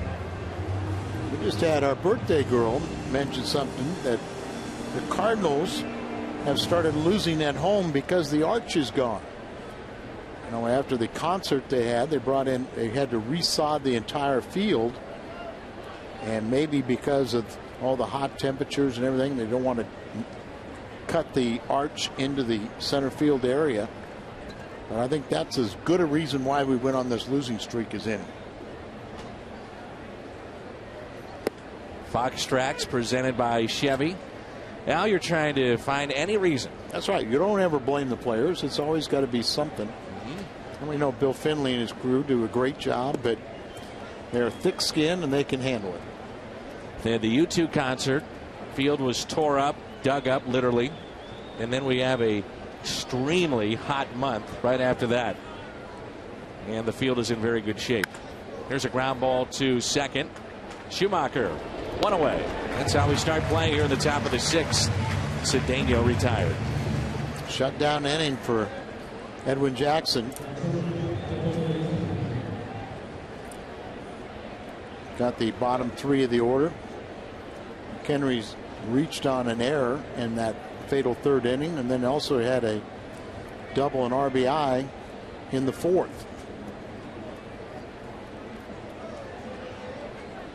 McHenry known for his glove and blocking balls in the dirt. The catcher.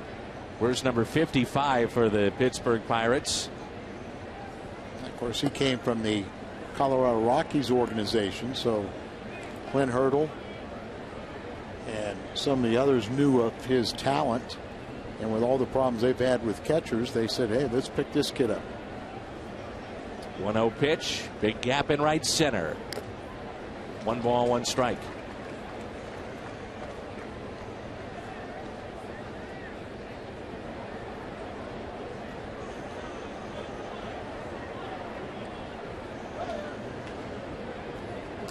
Edwin Jackson is due up first for the Cardinals in the bottom of the 6th. We may see him pinch hit for in that inning. 1-1. 1 ball and 2 strikes. 96 miles an hour, so he still has the fastball here in the 6th inning. He's right at 98 pitches. So that'd be part of the factoring in of pinch hitting for him. And the 1-2. Fly ball. Craig coming on and drops in for a base hit. And that's probably the first ball that we could say that if you had one of your other center fielders, that ball would be caught. But Tony La Russa told me before the game he'd have Alan Craig with 3 at-bats, and Alan Craig has done his part, 2 for 3 with 2 runs scored, but doesn't quite have the speed to come in on that ball, so he plays it conservatively. Darno is the pinch hitter, Chase Darno. He just came off the disabled list also today.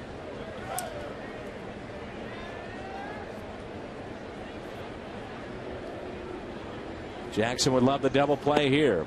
And Dan, one other factor about that ball falling in.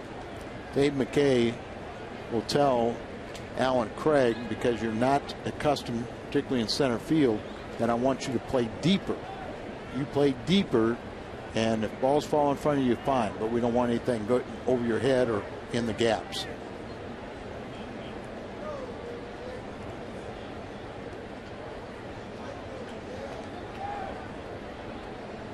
Oh, 1 pitch. Instead of check on the runner at first.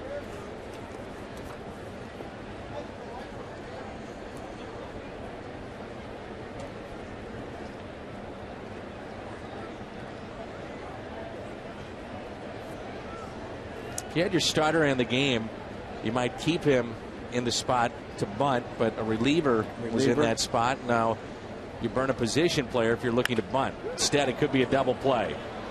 Out at second. And safe at first, Darno. That's one where maybe Schumacher takes it himself.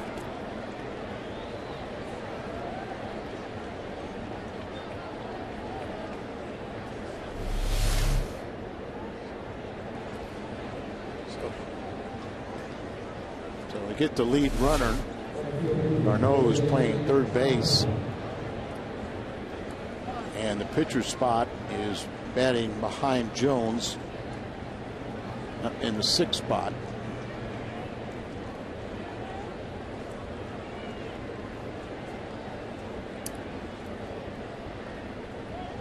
So 2 outs and a runner at first.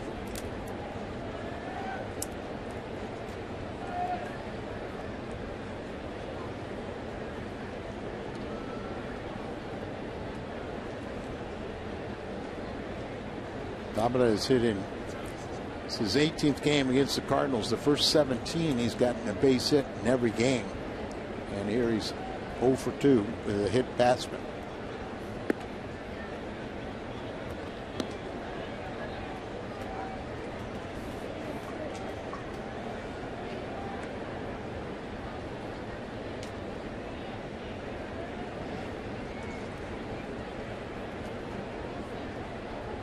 Two outs, runner at first. Tabata the hitter. And here comes a 1-0 pitch. Picked by Molina. Wow, flat footed. Still throws a strike to first. Now he's only got 2 pickoffs this year because hardly anybody strays away from first. 39 in his career. And he made that play very close, flat footed, as you said.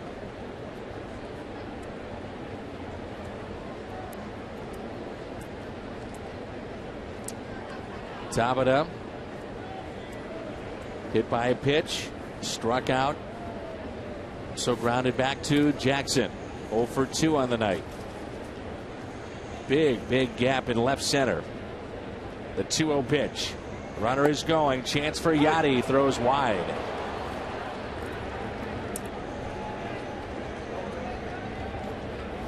Stolen base for Darno. Shortstop covering, and Yachty's throw just really kind of to his backside. Nice job just to catch that ball.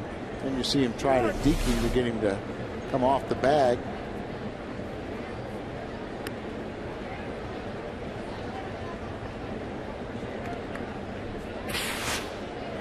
Seeing red, these are guys that have feasted on Cardinal pitching.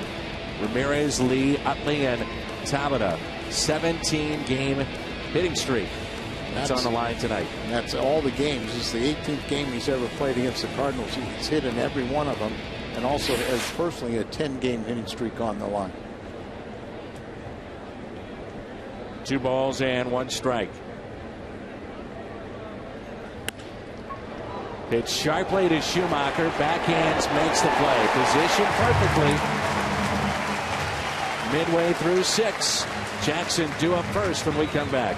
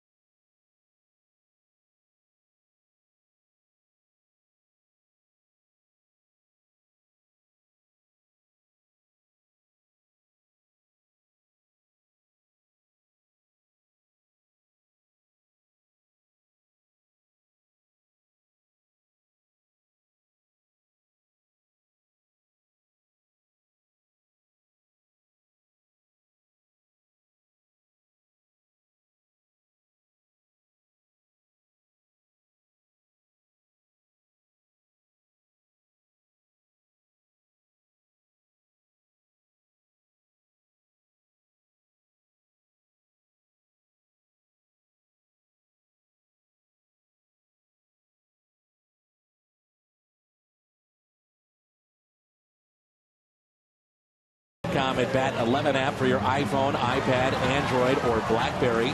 Get live audio, pitch-by-pitch tracking, video highlights, and more. Text at Bat to 31826 or visit Cardinals.com for details.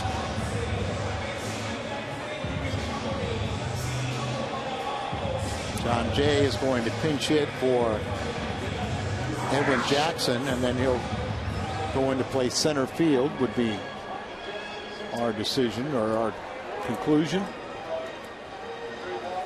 And Zepchinski will come in to pitch. Like to see him.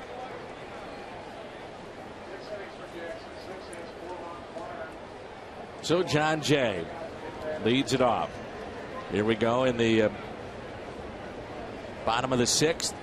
Pinch hitting for Jackson. 296 average, 8 home runs. He's driven in 31. Then we'll see the top of the lineup. Shoots it out of play. 1 ball and 1 strike. Edwin Jackson was 6 innings, 6 hits, 4 runs. Only 1 was earned, 3 walks and 2 strikeouts. He can be the winner if the bullpen holds on. Tied him up in on his hands, and it's hit out of play. John Jay, we haven't seen the numbers that we were hoping to see after the trade of Colby Rasmus. And really, it's 2 years in a row. You know, his numbers went down after Ludwig was traded at the All-Star break last season, and they went down this year after Colby Rasmus was traded. Still has done a fine job for the Cardinals in 296. And slaps it the other way for a leadoff base hit.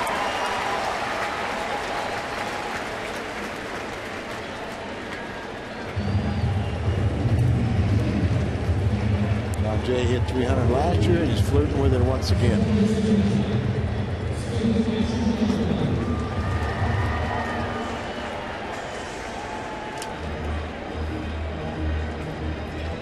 Got a little speed here with Jay at the first base and Schumacher at the plate, holding on to the runner at first for the left-handed batter, leaves that hole open on the right side.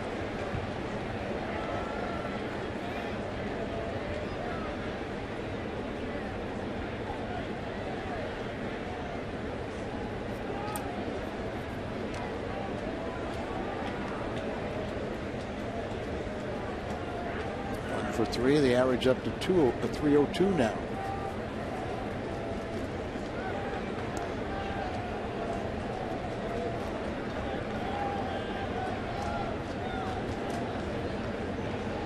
He had 5 consecutive hits when he came in today. He had a hit on Tuesday night in the 9th inning, and then 4 for 4 yesterday.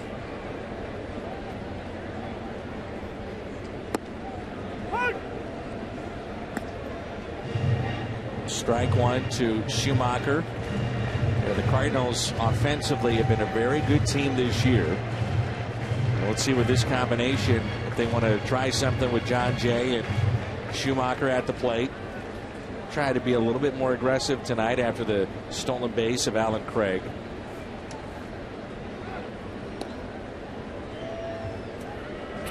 Last 5 teams to lead the National League in hitting. 08 Cardinals, no postseason, but the other 4 teams on to postseason play. And they lead the National League in hitting again this year. And a fly ball out to left. Jay back to the bag at first, and there's 1 away.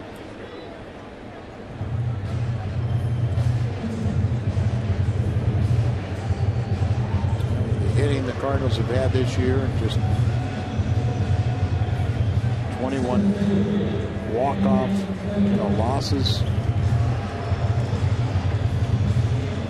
Just half of those, which is extremely high numbers. So if you were at half that, you'd be right in the middle of the pennant race, if not leading.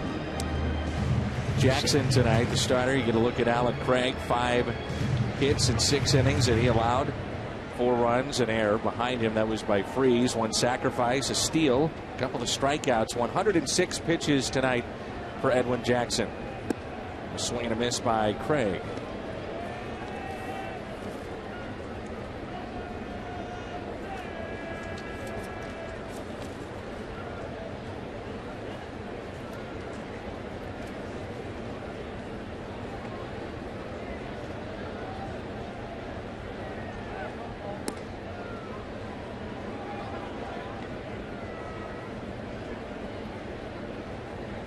assume that Alan Craig, this will be his final at bat of the night.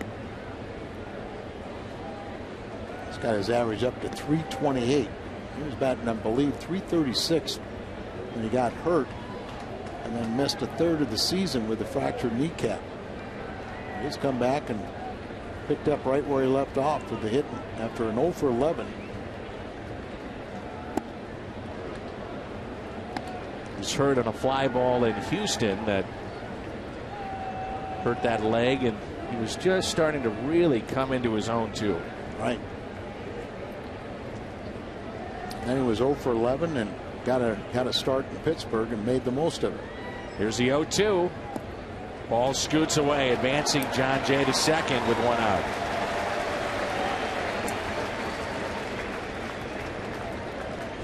Wild pitch, and I think the catcher just tapped his chest protector and said, "That's my fault." He's also limping back to get back to his position behind the plate. Stretching out, yeah. So the count is 1 ball and 2 strikes on Alan Craig. It's a wild pitch charge to the right-hander. They sit here, should score. John Jay. 2-2.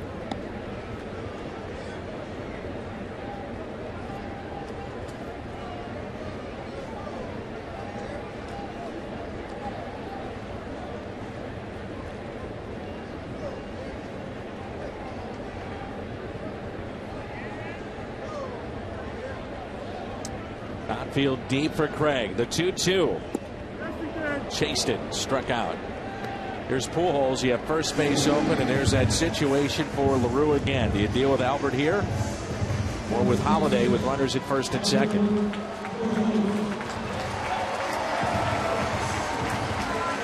Well, we saw that Clint Hurdle more than happy to give a free pass. He's trying to get the attention of his catcher, and he just puts up the 4. So Albert will be denied the opportunity. Albert's 11th intentional pass this year. That is way down, as clubs have respected Matt Holliday and Berkman behind him.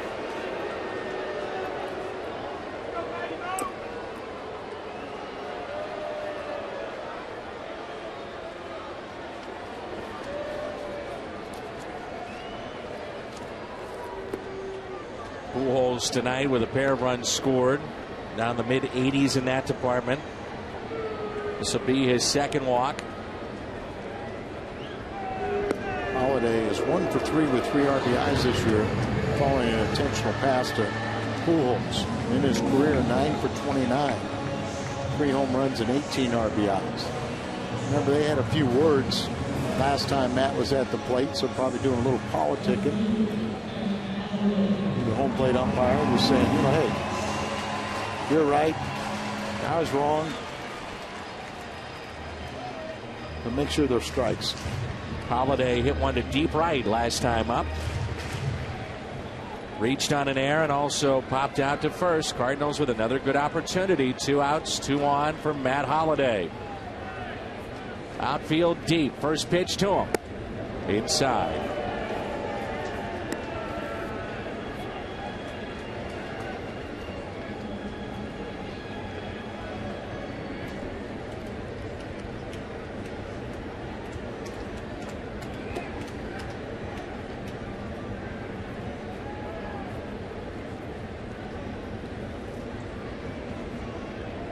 Here's a 1-0 pitch. Just missed. 2-0. Fastball inside, just to kind of wake him up a little bit, then tries to throw that slider away.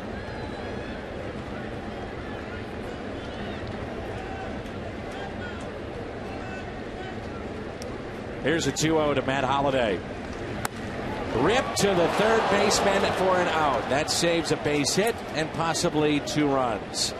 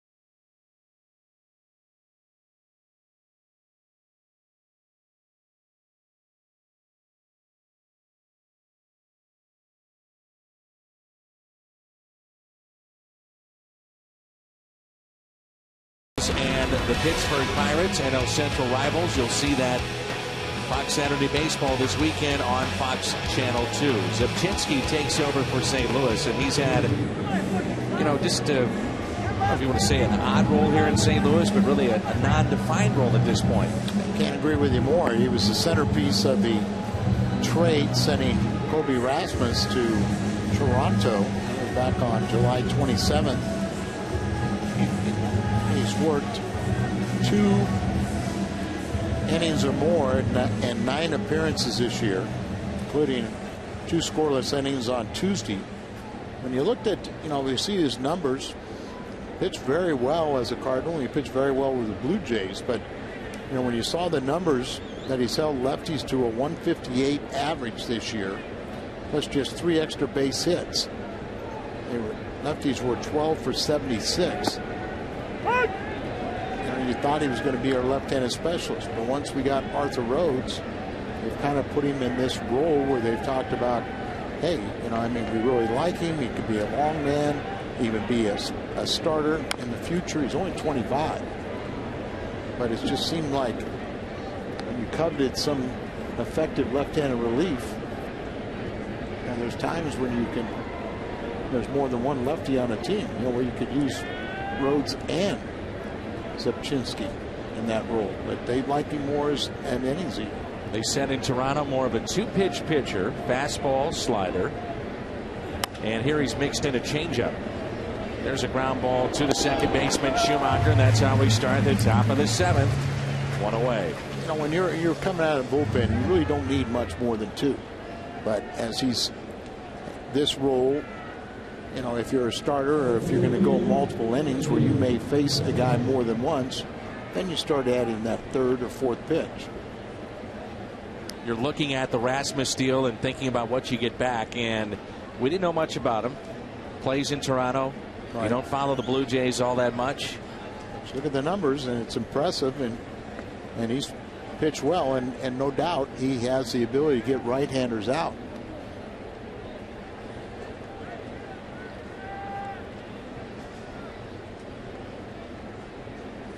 Tony talking about the fact that he just needs some experience. 1-0 is hit to center. John Jay makes the catch. 2 outs.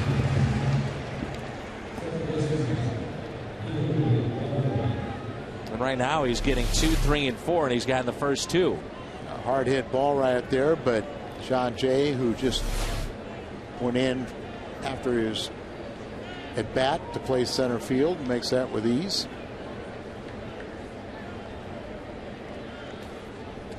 Neil Walker is the hitter. Switch hitter, turns around to the right side.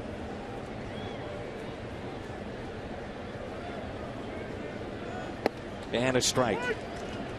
You also have to figure in that Zubchinski, knowing it was a big deal and that a lot had been made of him being a big part of it coming back to St. Louis, that there's some added pressure there, coming to a new team, wanting to impress. And he kind of was a starter at times with Toronto.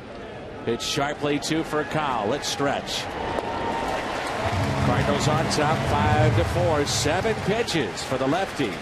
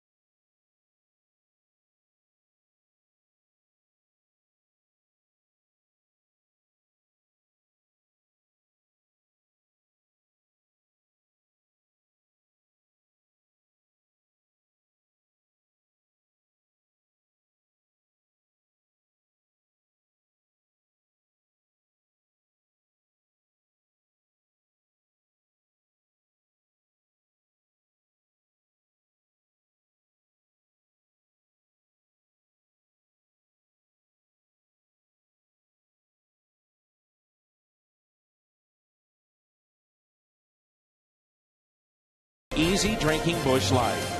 By Bank of America, where ATM deposits are as easy as an infield fly. No deposit slip, no envelope.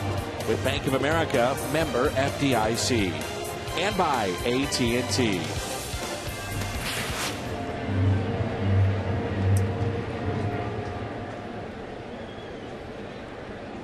Lance Berkman. Berkman, Freese, and Molina.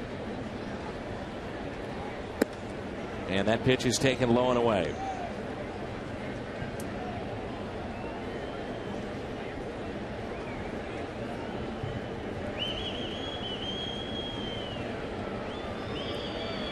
Berkman has put up a remarkable season, a bounce back year, and you'd like to see him, along with Pujols and Schumacher, also get to that 300 mark. Those gaudy numbers for a full season. Has hit 300, just at 300 since the All-Star break. 1 ball, 1 strike. It's Berkman here, and then Freese and Molina. LaRue has given Pittsburgh some decent innings here. No doubt about it. He's scheduled to be the first hitter in the bottom of the 7th inning, but he's in his 3rd inning of work, 2nd full inning. 1-2 on Berkman. A swing and a miss, but he will reach as that ball scoots away. So strikeout, but the Cardinals have a base runner.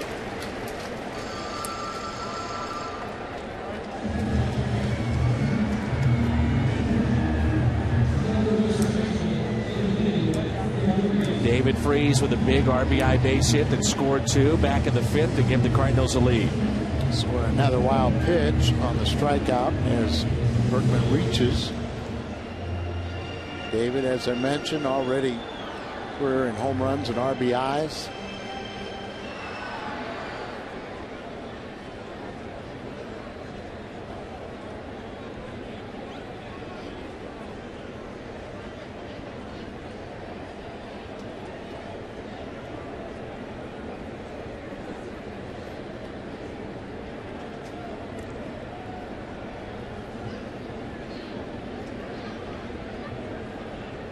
Runner at first, and the first pitch to Freese with nobody out.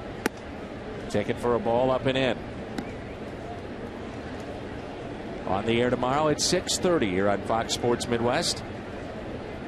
Westbrook and McDonald. Very short lead at first by Lance Berkman. Cardinals with 10 hits tonight as they'll take a look at Berkman at first. They've out-hit Pittsburgh 10-6. Redbirds have stranded 8 on the night.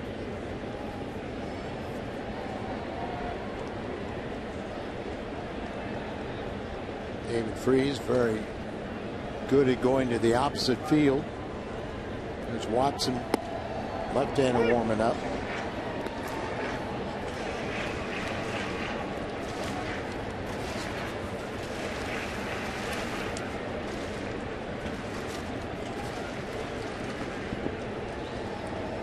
Outfield is straight away. 1 ball, 1 strike on Freese. Now up to 28 RBIs. A bloop single down the right field line that scored 2.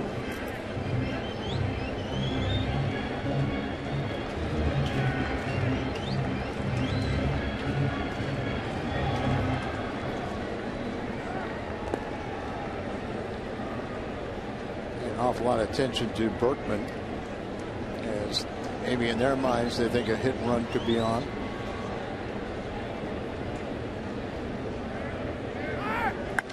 Runner was going, and it's a high fly ball into deep right. So Berkman retreats back to the bag at first, and there's 1 away.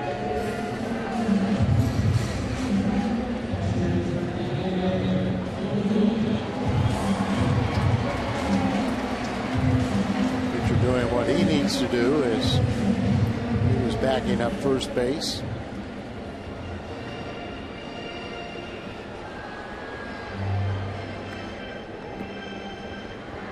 So here is Yadier Molina. 1 out and a runner at first.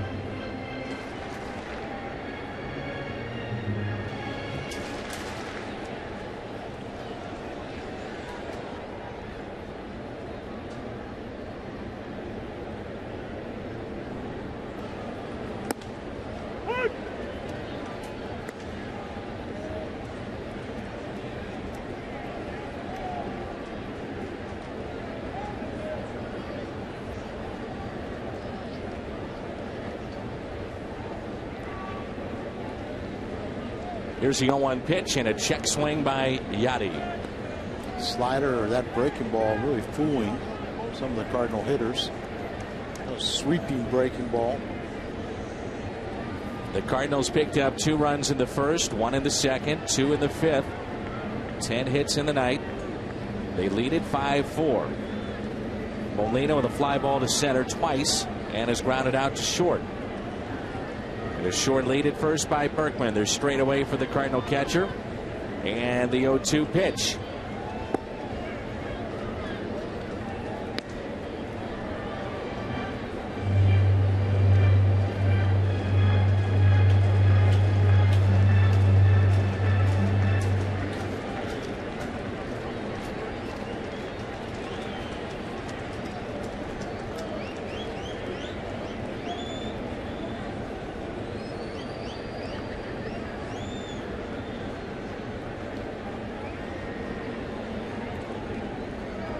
Right now, those two cannot get on the same page.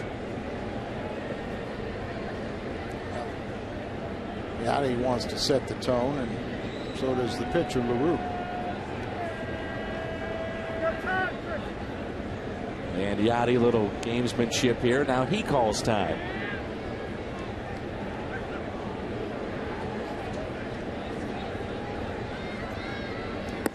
And a swing and a miss. Molina strikes out.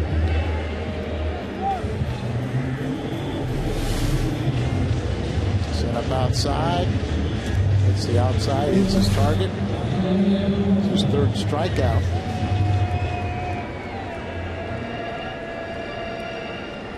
Rafael Furcal with 2 outs and a runner at first base. Furcal is 1 for 3, single back in the second inning. Average only at 205. Cardinals still waiting for that offense to come around. But without question, he's been an upgraded shortstop. That's what I said. You know, I mean, missed all that time, and I'd like to see what he does and see what he has left offensively. Furcal out in front and pulls it foul. He was earlier in his career, he was one of the most exciting players in the game. Speed, great arm, outstanding range. Switch hitter that could hit from both sides. Little pop too occasionally.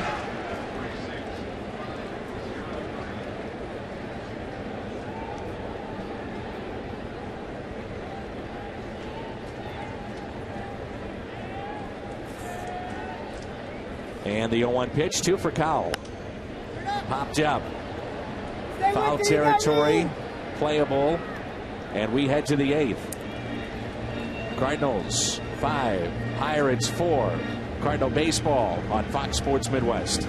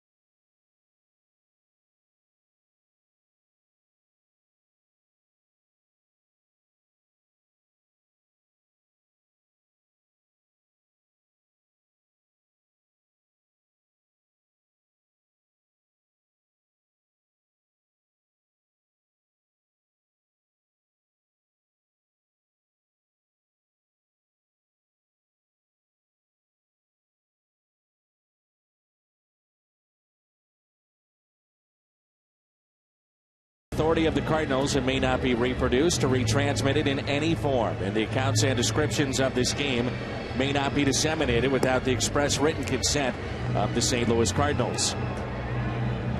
Cardinals lead it by the score of 5-4 as we take a look at Rasmus and what he's done so far with the Toronto Blue Jays. Zepchinski is still in the ball game, so you see he's hitting just .216, 3 home runs, 12 RBIs, 22 strikeouts in 23 games for Colby Rasmus. Not a lot has changed. That's how he was hitting with the Cardinals at the tail end last month and a half, 2 months here in St. Louis. Zepchinski now with one good inning tonight. He's got his ERA under 1. See that pitch right there, Al, on lefties where it could be very, very effective. Well, as I said, with his numbers with Toronto were outstanding against lefties. You wonder if this will be the only man that he'll face here with Garrett Jones. 0-2. And you've got a right-hander on deck and a right-hander getting loose in the bullpen. Jason Mott is the righty. Jones 1 for 2. Single walk, pair of RBIs, and that was back in the third. There's Mott, who's just been outstanding for a couple months, hasn't he? Yeah, and it's been a span of nearly 20, 25 games. Just been terrific.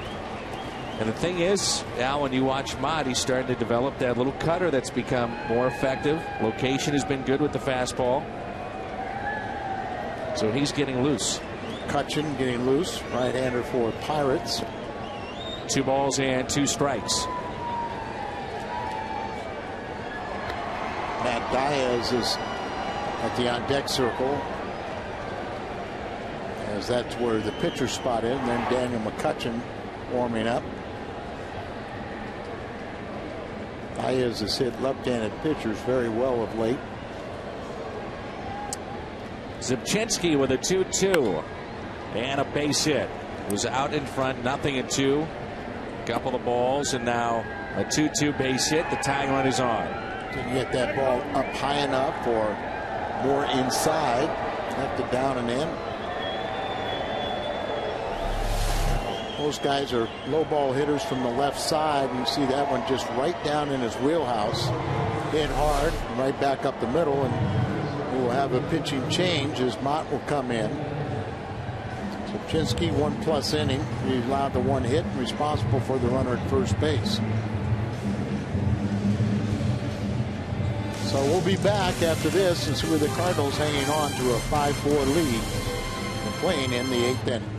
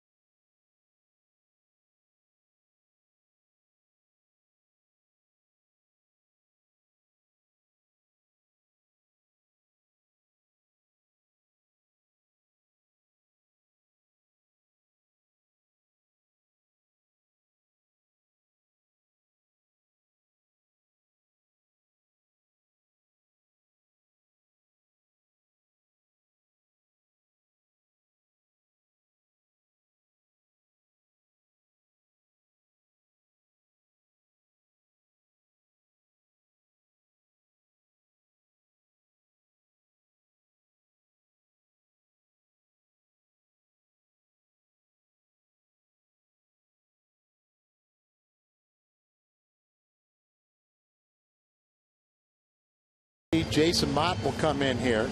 He leads the ball club in appearances and holds. You see that 1.76 ERA. That is 8th best among National League relievers.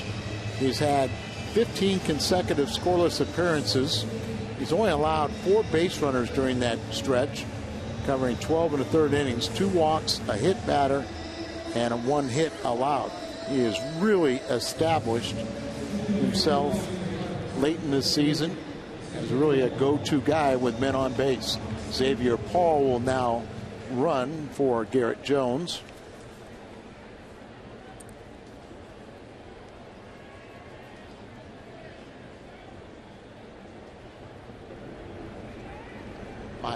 Diaz coming here, and as I said, he was hitting left-handers very well and forced Tony to go to the bullpen.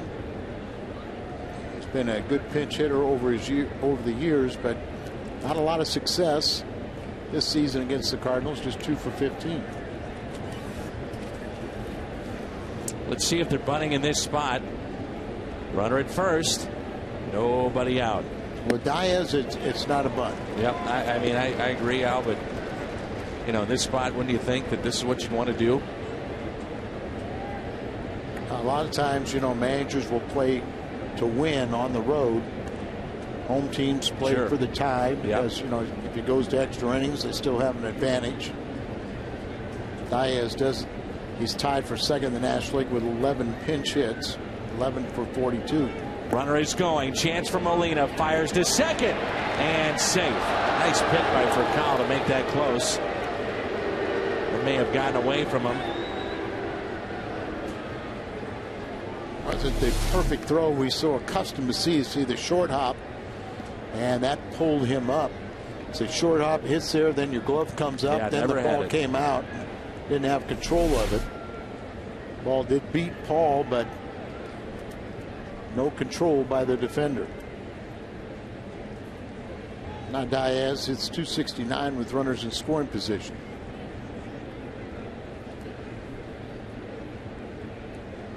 One ball, 1 strike. That's a big play.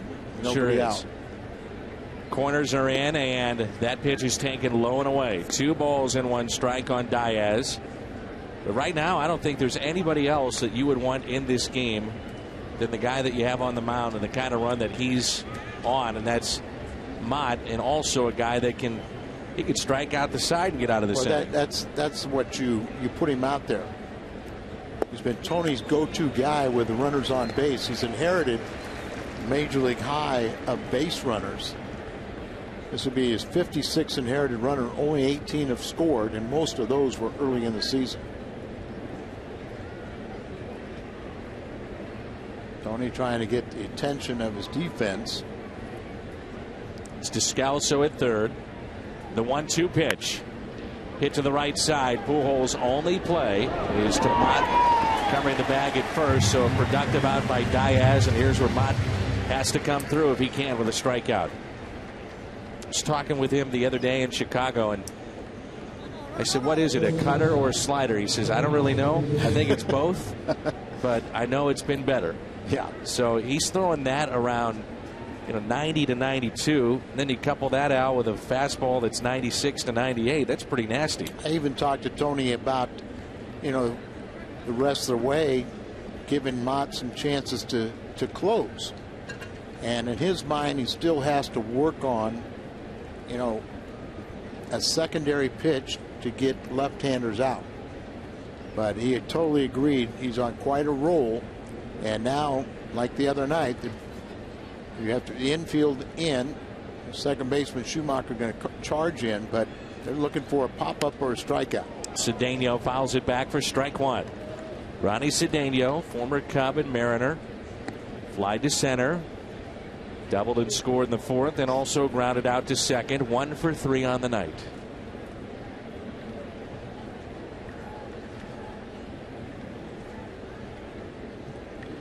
How much you like a squeeze play? A hard thrower like Mott, though, and a guy that throws a lot of balls up, might be hard to get a bunt down. Here's the 0-1 pitch.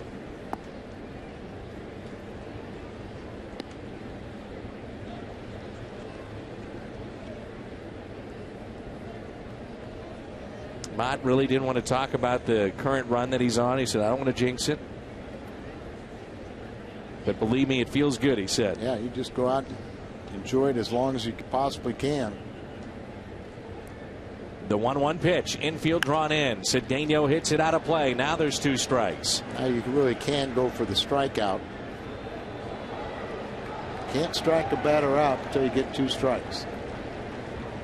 A lot of times, you know, you're planning ahead and you can make a fatal mistake of saying, okay, I'm going to do this, do that, and then I'm going to get you out on this pitch. But you didn't have 100% concentration on those first 2 and you don't get to the 3rd one.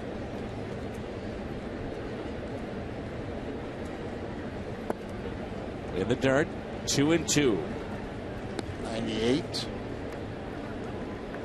3 for 5, a home run against Jason Mott. So pretty good fastball hitter, but you have to believe your fastball is better than a good fastball hitter.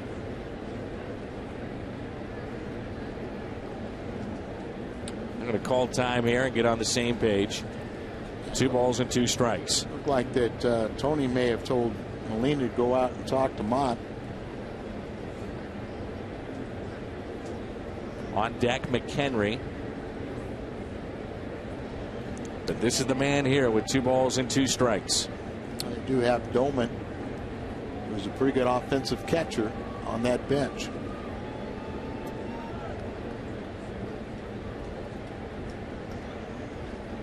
Here's your ball game.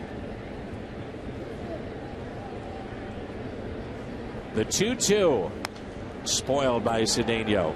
98 supposed to be a fastball elevated, getting to chase that or pop it up, and threw it right at the bottom of the strike zone.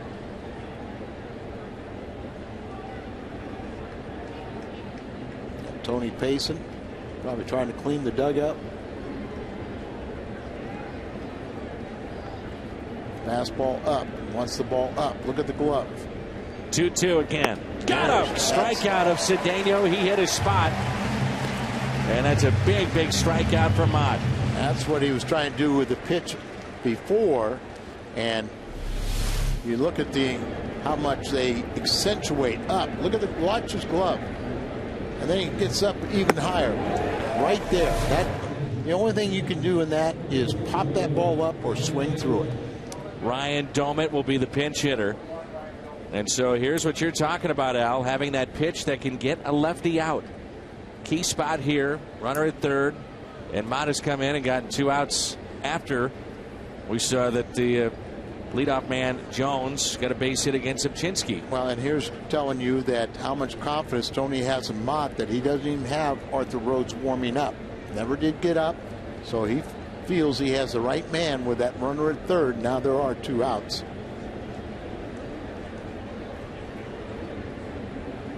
First pitch to Domet, up and in for ball 1.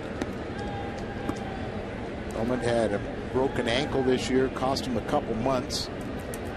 Came back and really went on a hot spree. Had a 4 for 4 game against the Cardinals, including a home run. 1-0 pitch. 1 ball, 1 strike. Last 30 games of the Pirates, he's hitting above 300.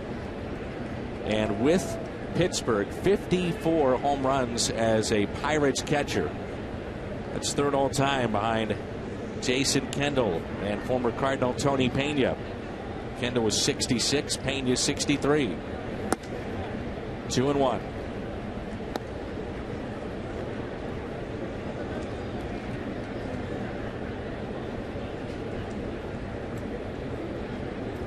For 3 when facing Jason Mott.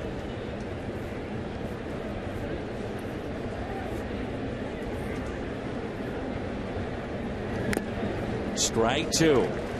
Domet likes fastballs, but not these high octane ones. And you know, a hitter can kind of cheat his swing a little bit, but then he's going to almost pull off the pitch. And so if you can spot that ball away like the last one, you can't do much with it. Dominantly a low ball hitter. Here's his breaking ball. And a 2-2 pitch. Pulled foul. Credit for throwing it, but you know, I understand working on that pitch.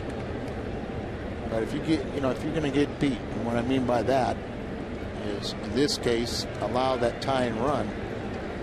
Sure seems like you better do it with your best pitch, your fastball. Down the road, you know, that's going to be a pitch he needs to develop, but you don't want to do it at the expense of winning a game. This is a good pitch here. Fastball away. The 2-2 in the air. This should do it. Let's listen to the crowd for Jason Mott. Catch is made.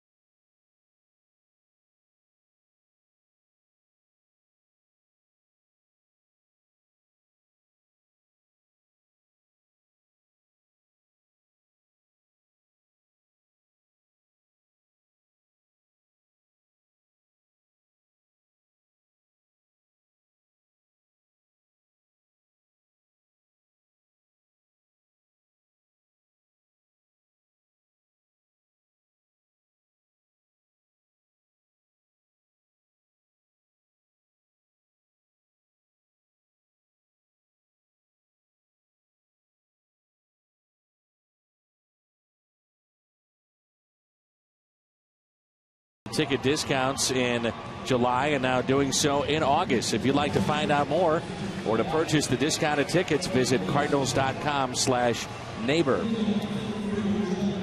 It's 5-4 as we move to the bottom of the 8th. A reminder, our $5 sale will end tonight at midnight. Great work by Mott.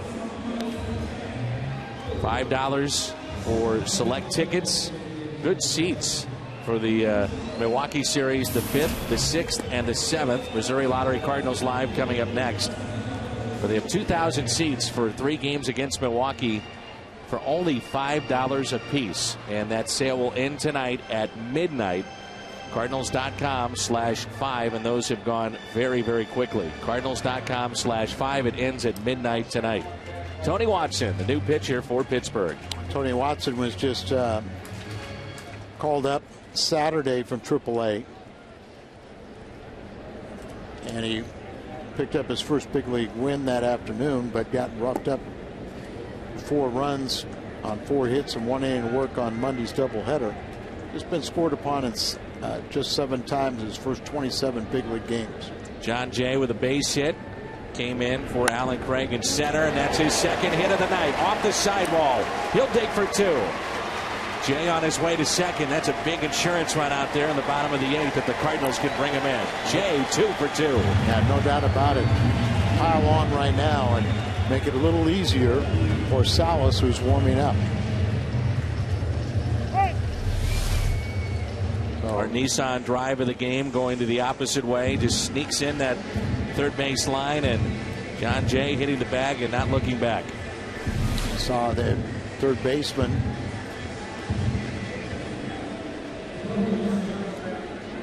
Ryan Terry will be the pinch hitter here for Schumacher. They were playing off the line, and so that ball inside the bag and off the side wall was an extra base hit. Here, Terrio. Well, let's see if the Cardinals will bunt here with Ryan Terrio. See his numbers this year: 272 average, a home run, 40 driven in. And we talked about last inning, on the road you play for the win. At home, you know, you play for a tie, or you know, they're going to add to your lead. Good bunt by Terrio. Sacrifice good. Would have been very close if Watson decided to go to third. Would have been one of those bang bang plays, but he did not. Take a look here. See, right there, he's got plenty of time.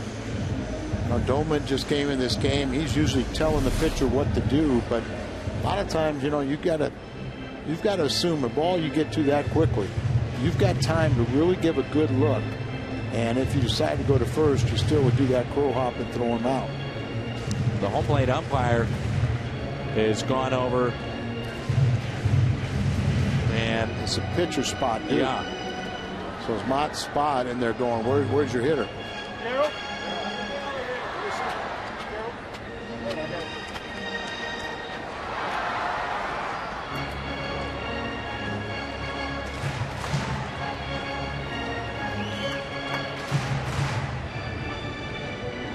Mott is at the spot. They're once occupied by Craig, and now Gerald Laird will be your hitter. The only the only position player you have left now is Corey Patterson. The Pirates are out of position players. Now, you talked about the bunt before. A guy that doesn't get a lot of recognition for being a very good bunter is coming up, and that's Gerald Laird. Would you think about doing that here? It would surprise a lot of people if he dropped down a squeeze.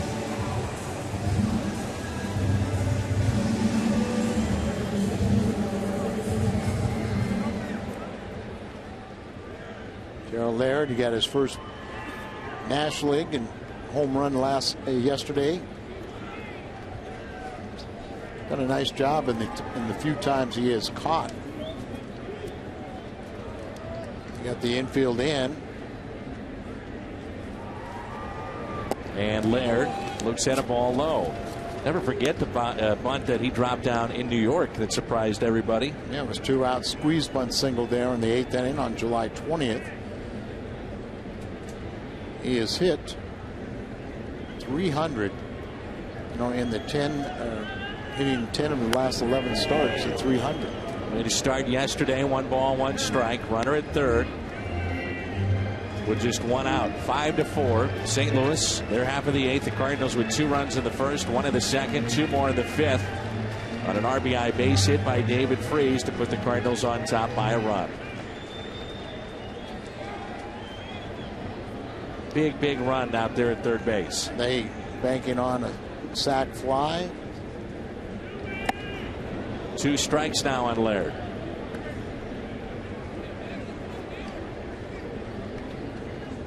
Jason Mott did his job once again.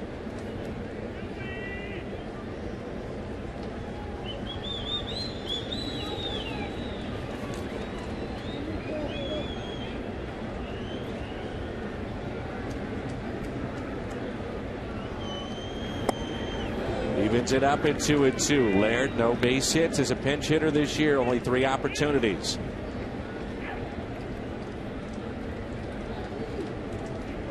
Infield is in with a 1-run lead here in the bottom of the 8th. Outfield is straight away and fairly deep for Laird. All you have to do is hit a 300-foot fly ball. You got another run. 2-2 and a swing and a miss. Big strikeout, and it brings in Pujols. This is Watson's inning. No one has been getting loose in the bullpen for Pittsburgh. That was right down the middle, and Laird just missed it. Pujols has walked twice. Will they make it a 3rd time? Well, there's no doubt they have to put him on. And then you might think about Holiday too. Load him up. Force play in any bag. So Watson will not pitch to Pujols. It'll be runners at 1st and 3rd for Matt Holliday. Second intentional pass, his 3rd walk of the night. And I think you would agree, the logical play. But the damage that he's done against the Pittsburgh, even though Clint Hurdle's first year, yes, I agree. I don't like to see it, but I agree with it. Fans don't like to see it. Some of them booing the move here, as you always hear when Albert Pujols is walked, whether it's intentional or not. So runners at the corners for Holliday. Time called by Doman. Wants to talk to Watson about Matt Holliday. He's reached on an error and 0 for 3 on the night. I gotta to send the pitching coach out to talk to him, and maybe a very simple is like, hey, you know, pitch around it. If he wants to get, Holiday wants to get himself out by expanding the zone, so be it. You know, if you walk him, okay, you bring up Berkman, the switch hitter, you turn him over to his, everyone considers his weaker side. But if you do that, you better get him out. Are you surprised that maybe they haven't gone with a righty in this spot against Holiday? It is a little very surprising. young player in Watson, the lefty. But, you know, I mean, even though Clint Hurdle is trying to win as many games as possible, you got to find out something about the makeup of your own players.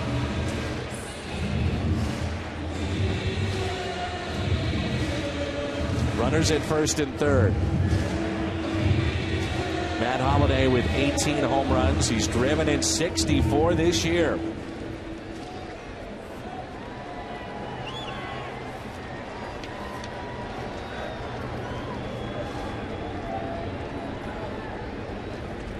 First pitch to him. Take it for a strike. 92 with a fastball.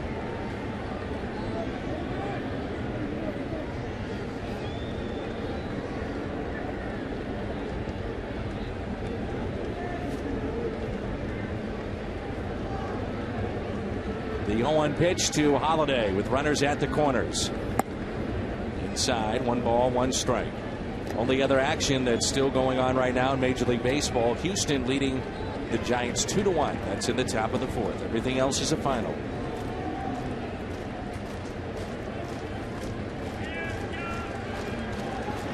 The play behind Pujols in this spot. The runner at first, the 1-1. Holiday crushes this one. Deep left. Track. Roll. Goodbye. They want Pujols. Holiday made him pay.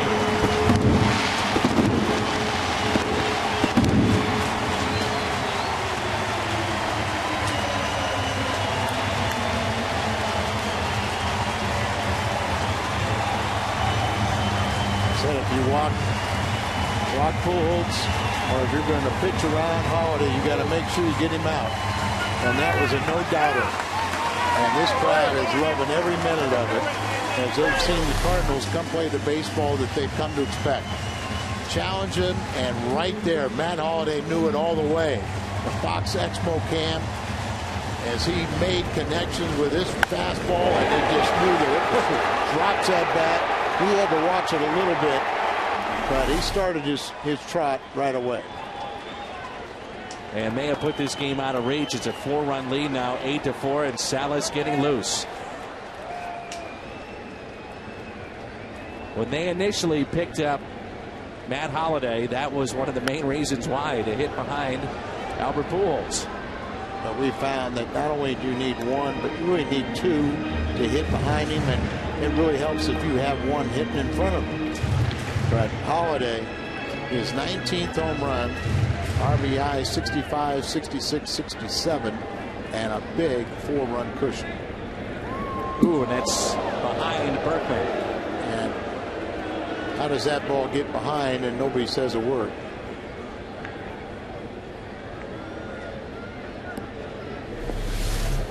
Sure, Tony's yelling something or talking to the umpire, is almost hit him in the rear end. Came out the mound, gave him a new baseball, and kind of looked at the Cardinal dugout. Yeah, waiting for somebody to say something. I thought somebody was. 2 balls and 2 strikes. But it did look very odd. Looking ahead, the Pirates down by 4 runs. 2 balls, 2 strikes here in the bottom of the 8th. And that's a strikeout of Berkman. But the damage has been done. Matt Holiday, 3-run homer. Cardinals on top.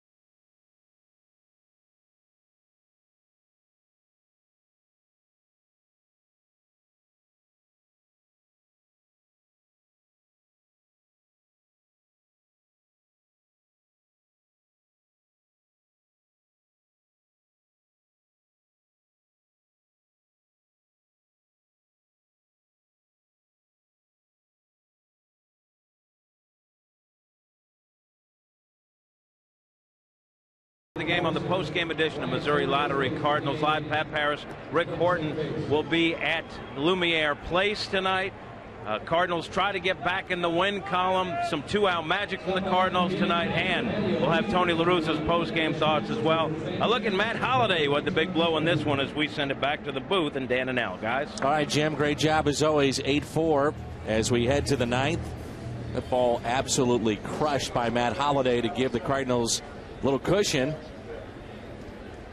I think another thing you have to think about too, Al, is the job once again by Jason Mott. What a job he did coming in. No doubt about it. Sapinski gave you a good inning, and he allowed a base runner, and Mott came in, cleaned that up.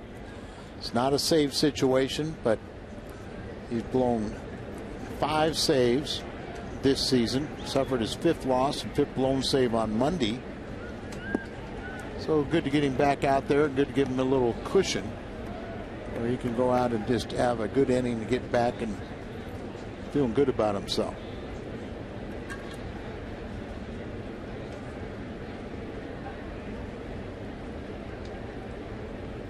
It really was one of the toughest losses of the year, and that's saying something because there's been some really tough ones. No doubt about it, but you know, Carpenter pitched so brilliantly. Hit the first man in the 8th inning, and Tony said if it would have been a right-handed batter coming up, he would have left Carpenter in there. But it was lefty Ethier, brought in Arthur Rhodes, who struck him out for the first out, and he felt pretty good about it. Brought in Salas to face Miles, and he hit a RBI triple, and then later scored as Rojas hit a hard ground ball to shortstop as they have the infield in and play at the plate. It was a poor throw. Strikeout for Salas to start the ninth.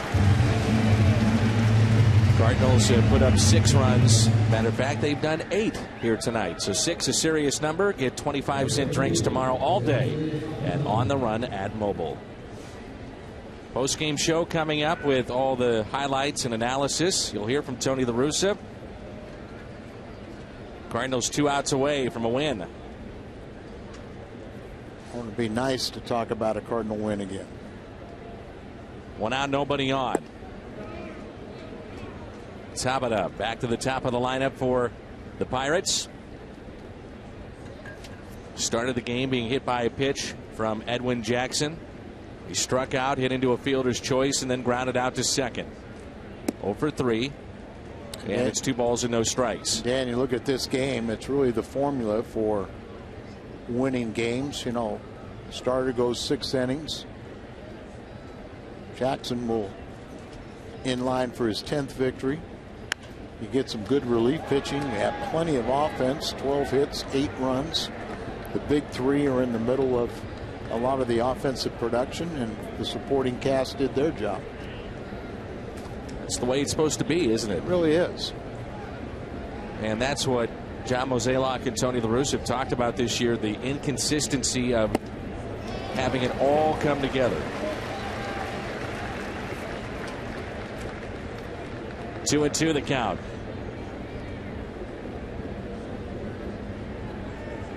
Could see a hitting streak come to a close for Tabata against St. Louis. Final hope right here, it's 3-2. There could be a personal 10-game hitting streak come to an end also, but this is 18th game against the Cardinals, and he's hit in all previous 17. A 3-2 pitch. Ground ball hit to short. Nice hop forward for Kyle. 2 down. No surprise here. Let's turn to our player of the game, Matt Holliday. It's presented by Budweiser. Moments ago, his 3-run homer, 19th of the year. RBI 65, 66, 67.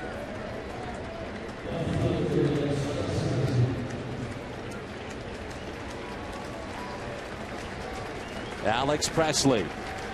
Final hope for Pittsburgh here in game 1 of this 4-game series. 8-4. Top of the ninth, 2 down, nobody on. Strike 1 from Salas.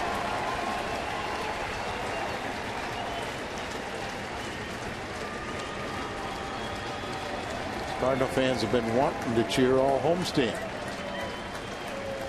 On their feet in support. The 0-1 pitch. And a fly ball into right. This should do it. Corey Patterson is there, and the Cardinals win it 8-4. Good ball game, Dan. Everything came together. Good starting pitching. The relief was there. Plenty of offense, and the insurance runs supplied by Matt Holliday. That third 3-run home run in the 8th really did help.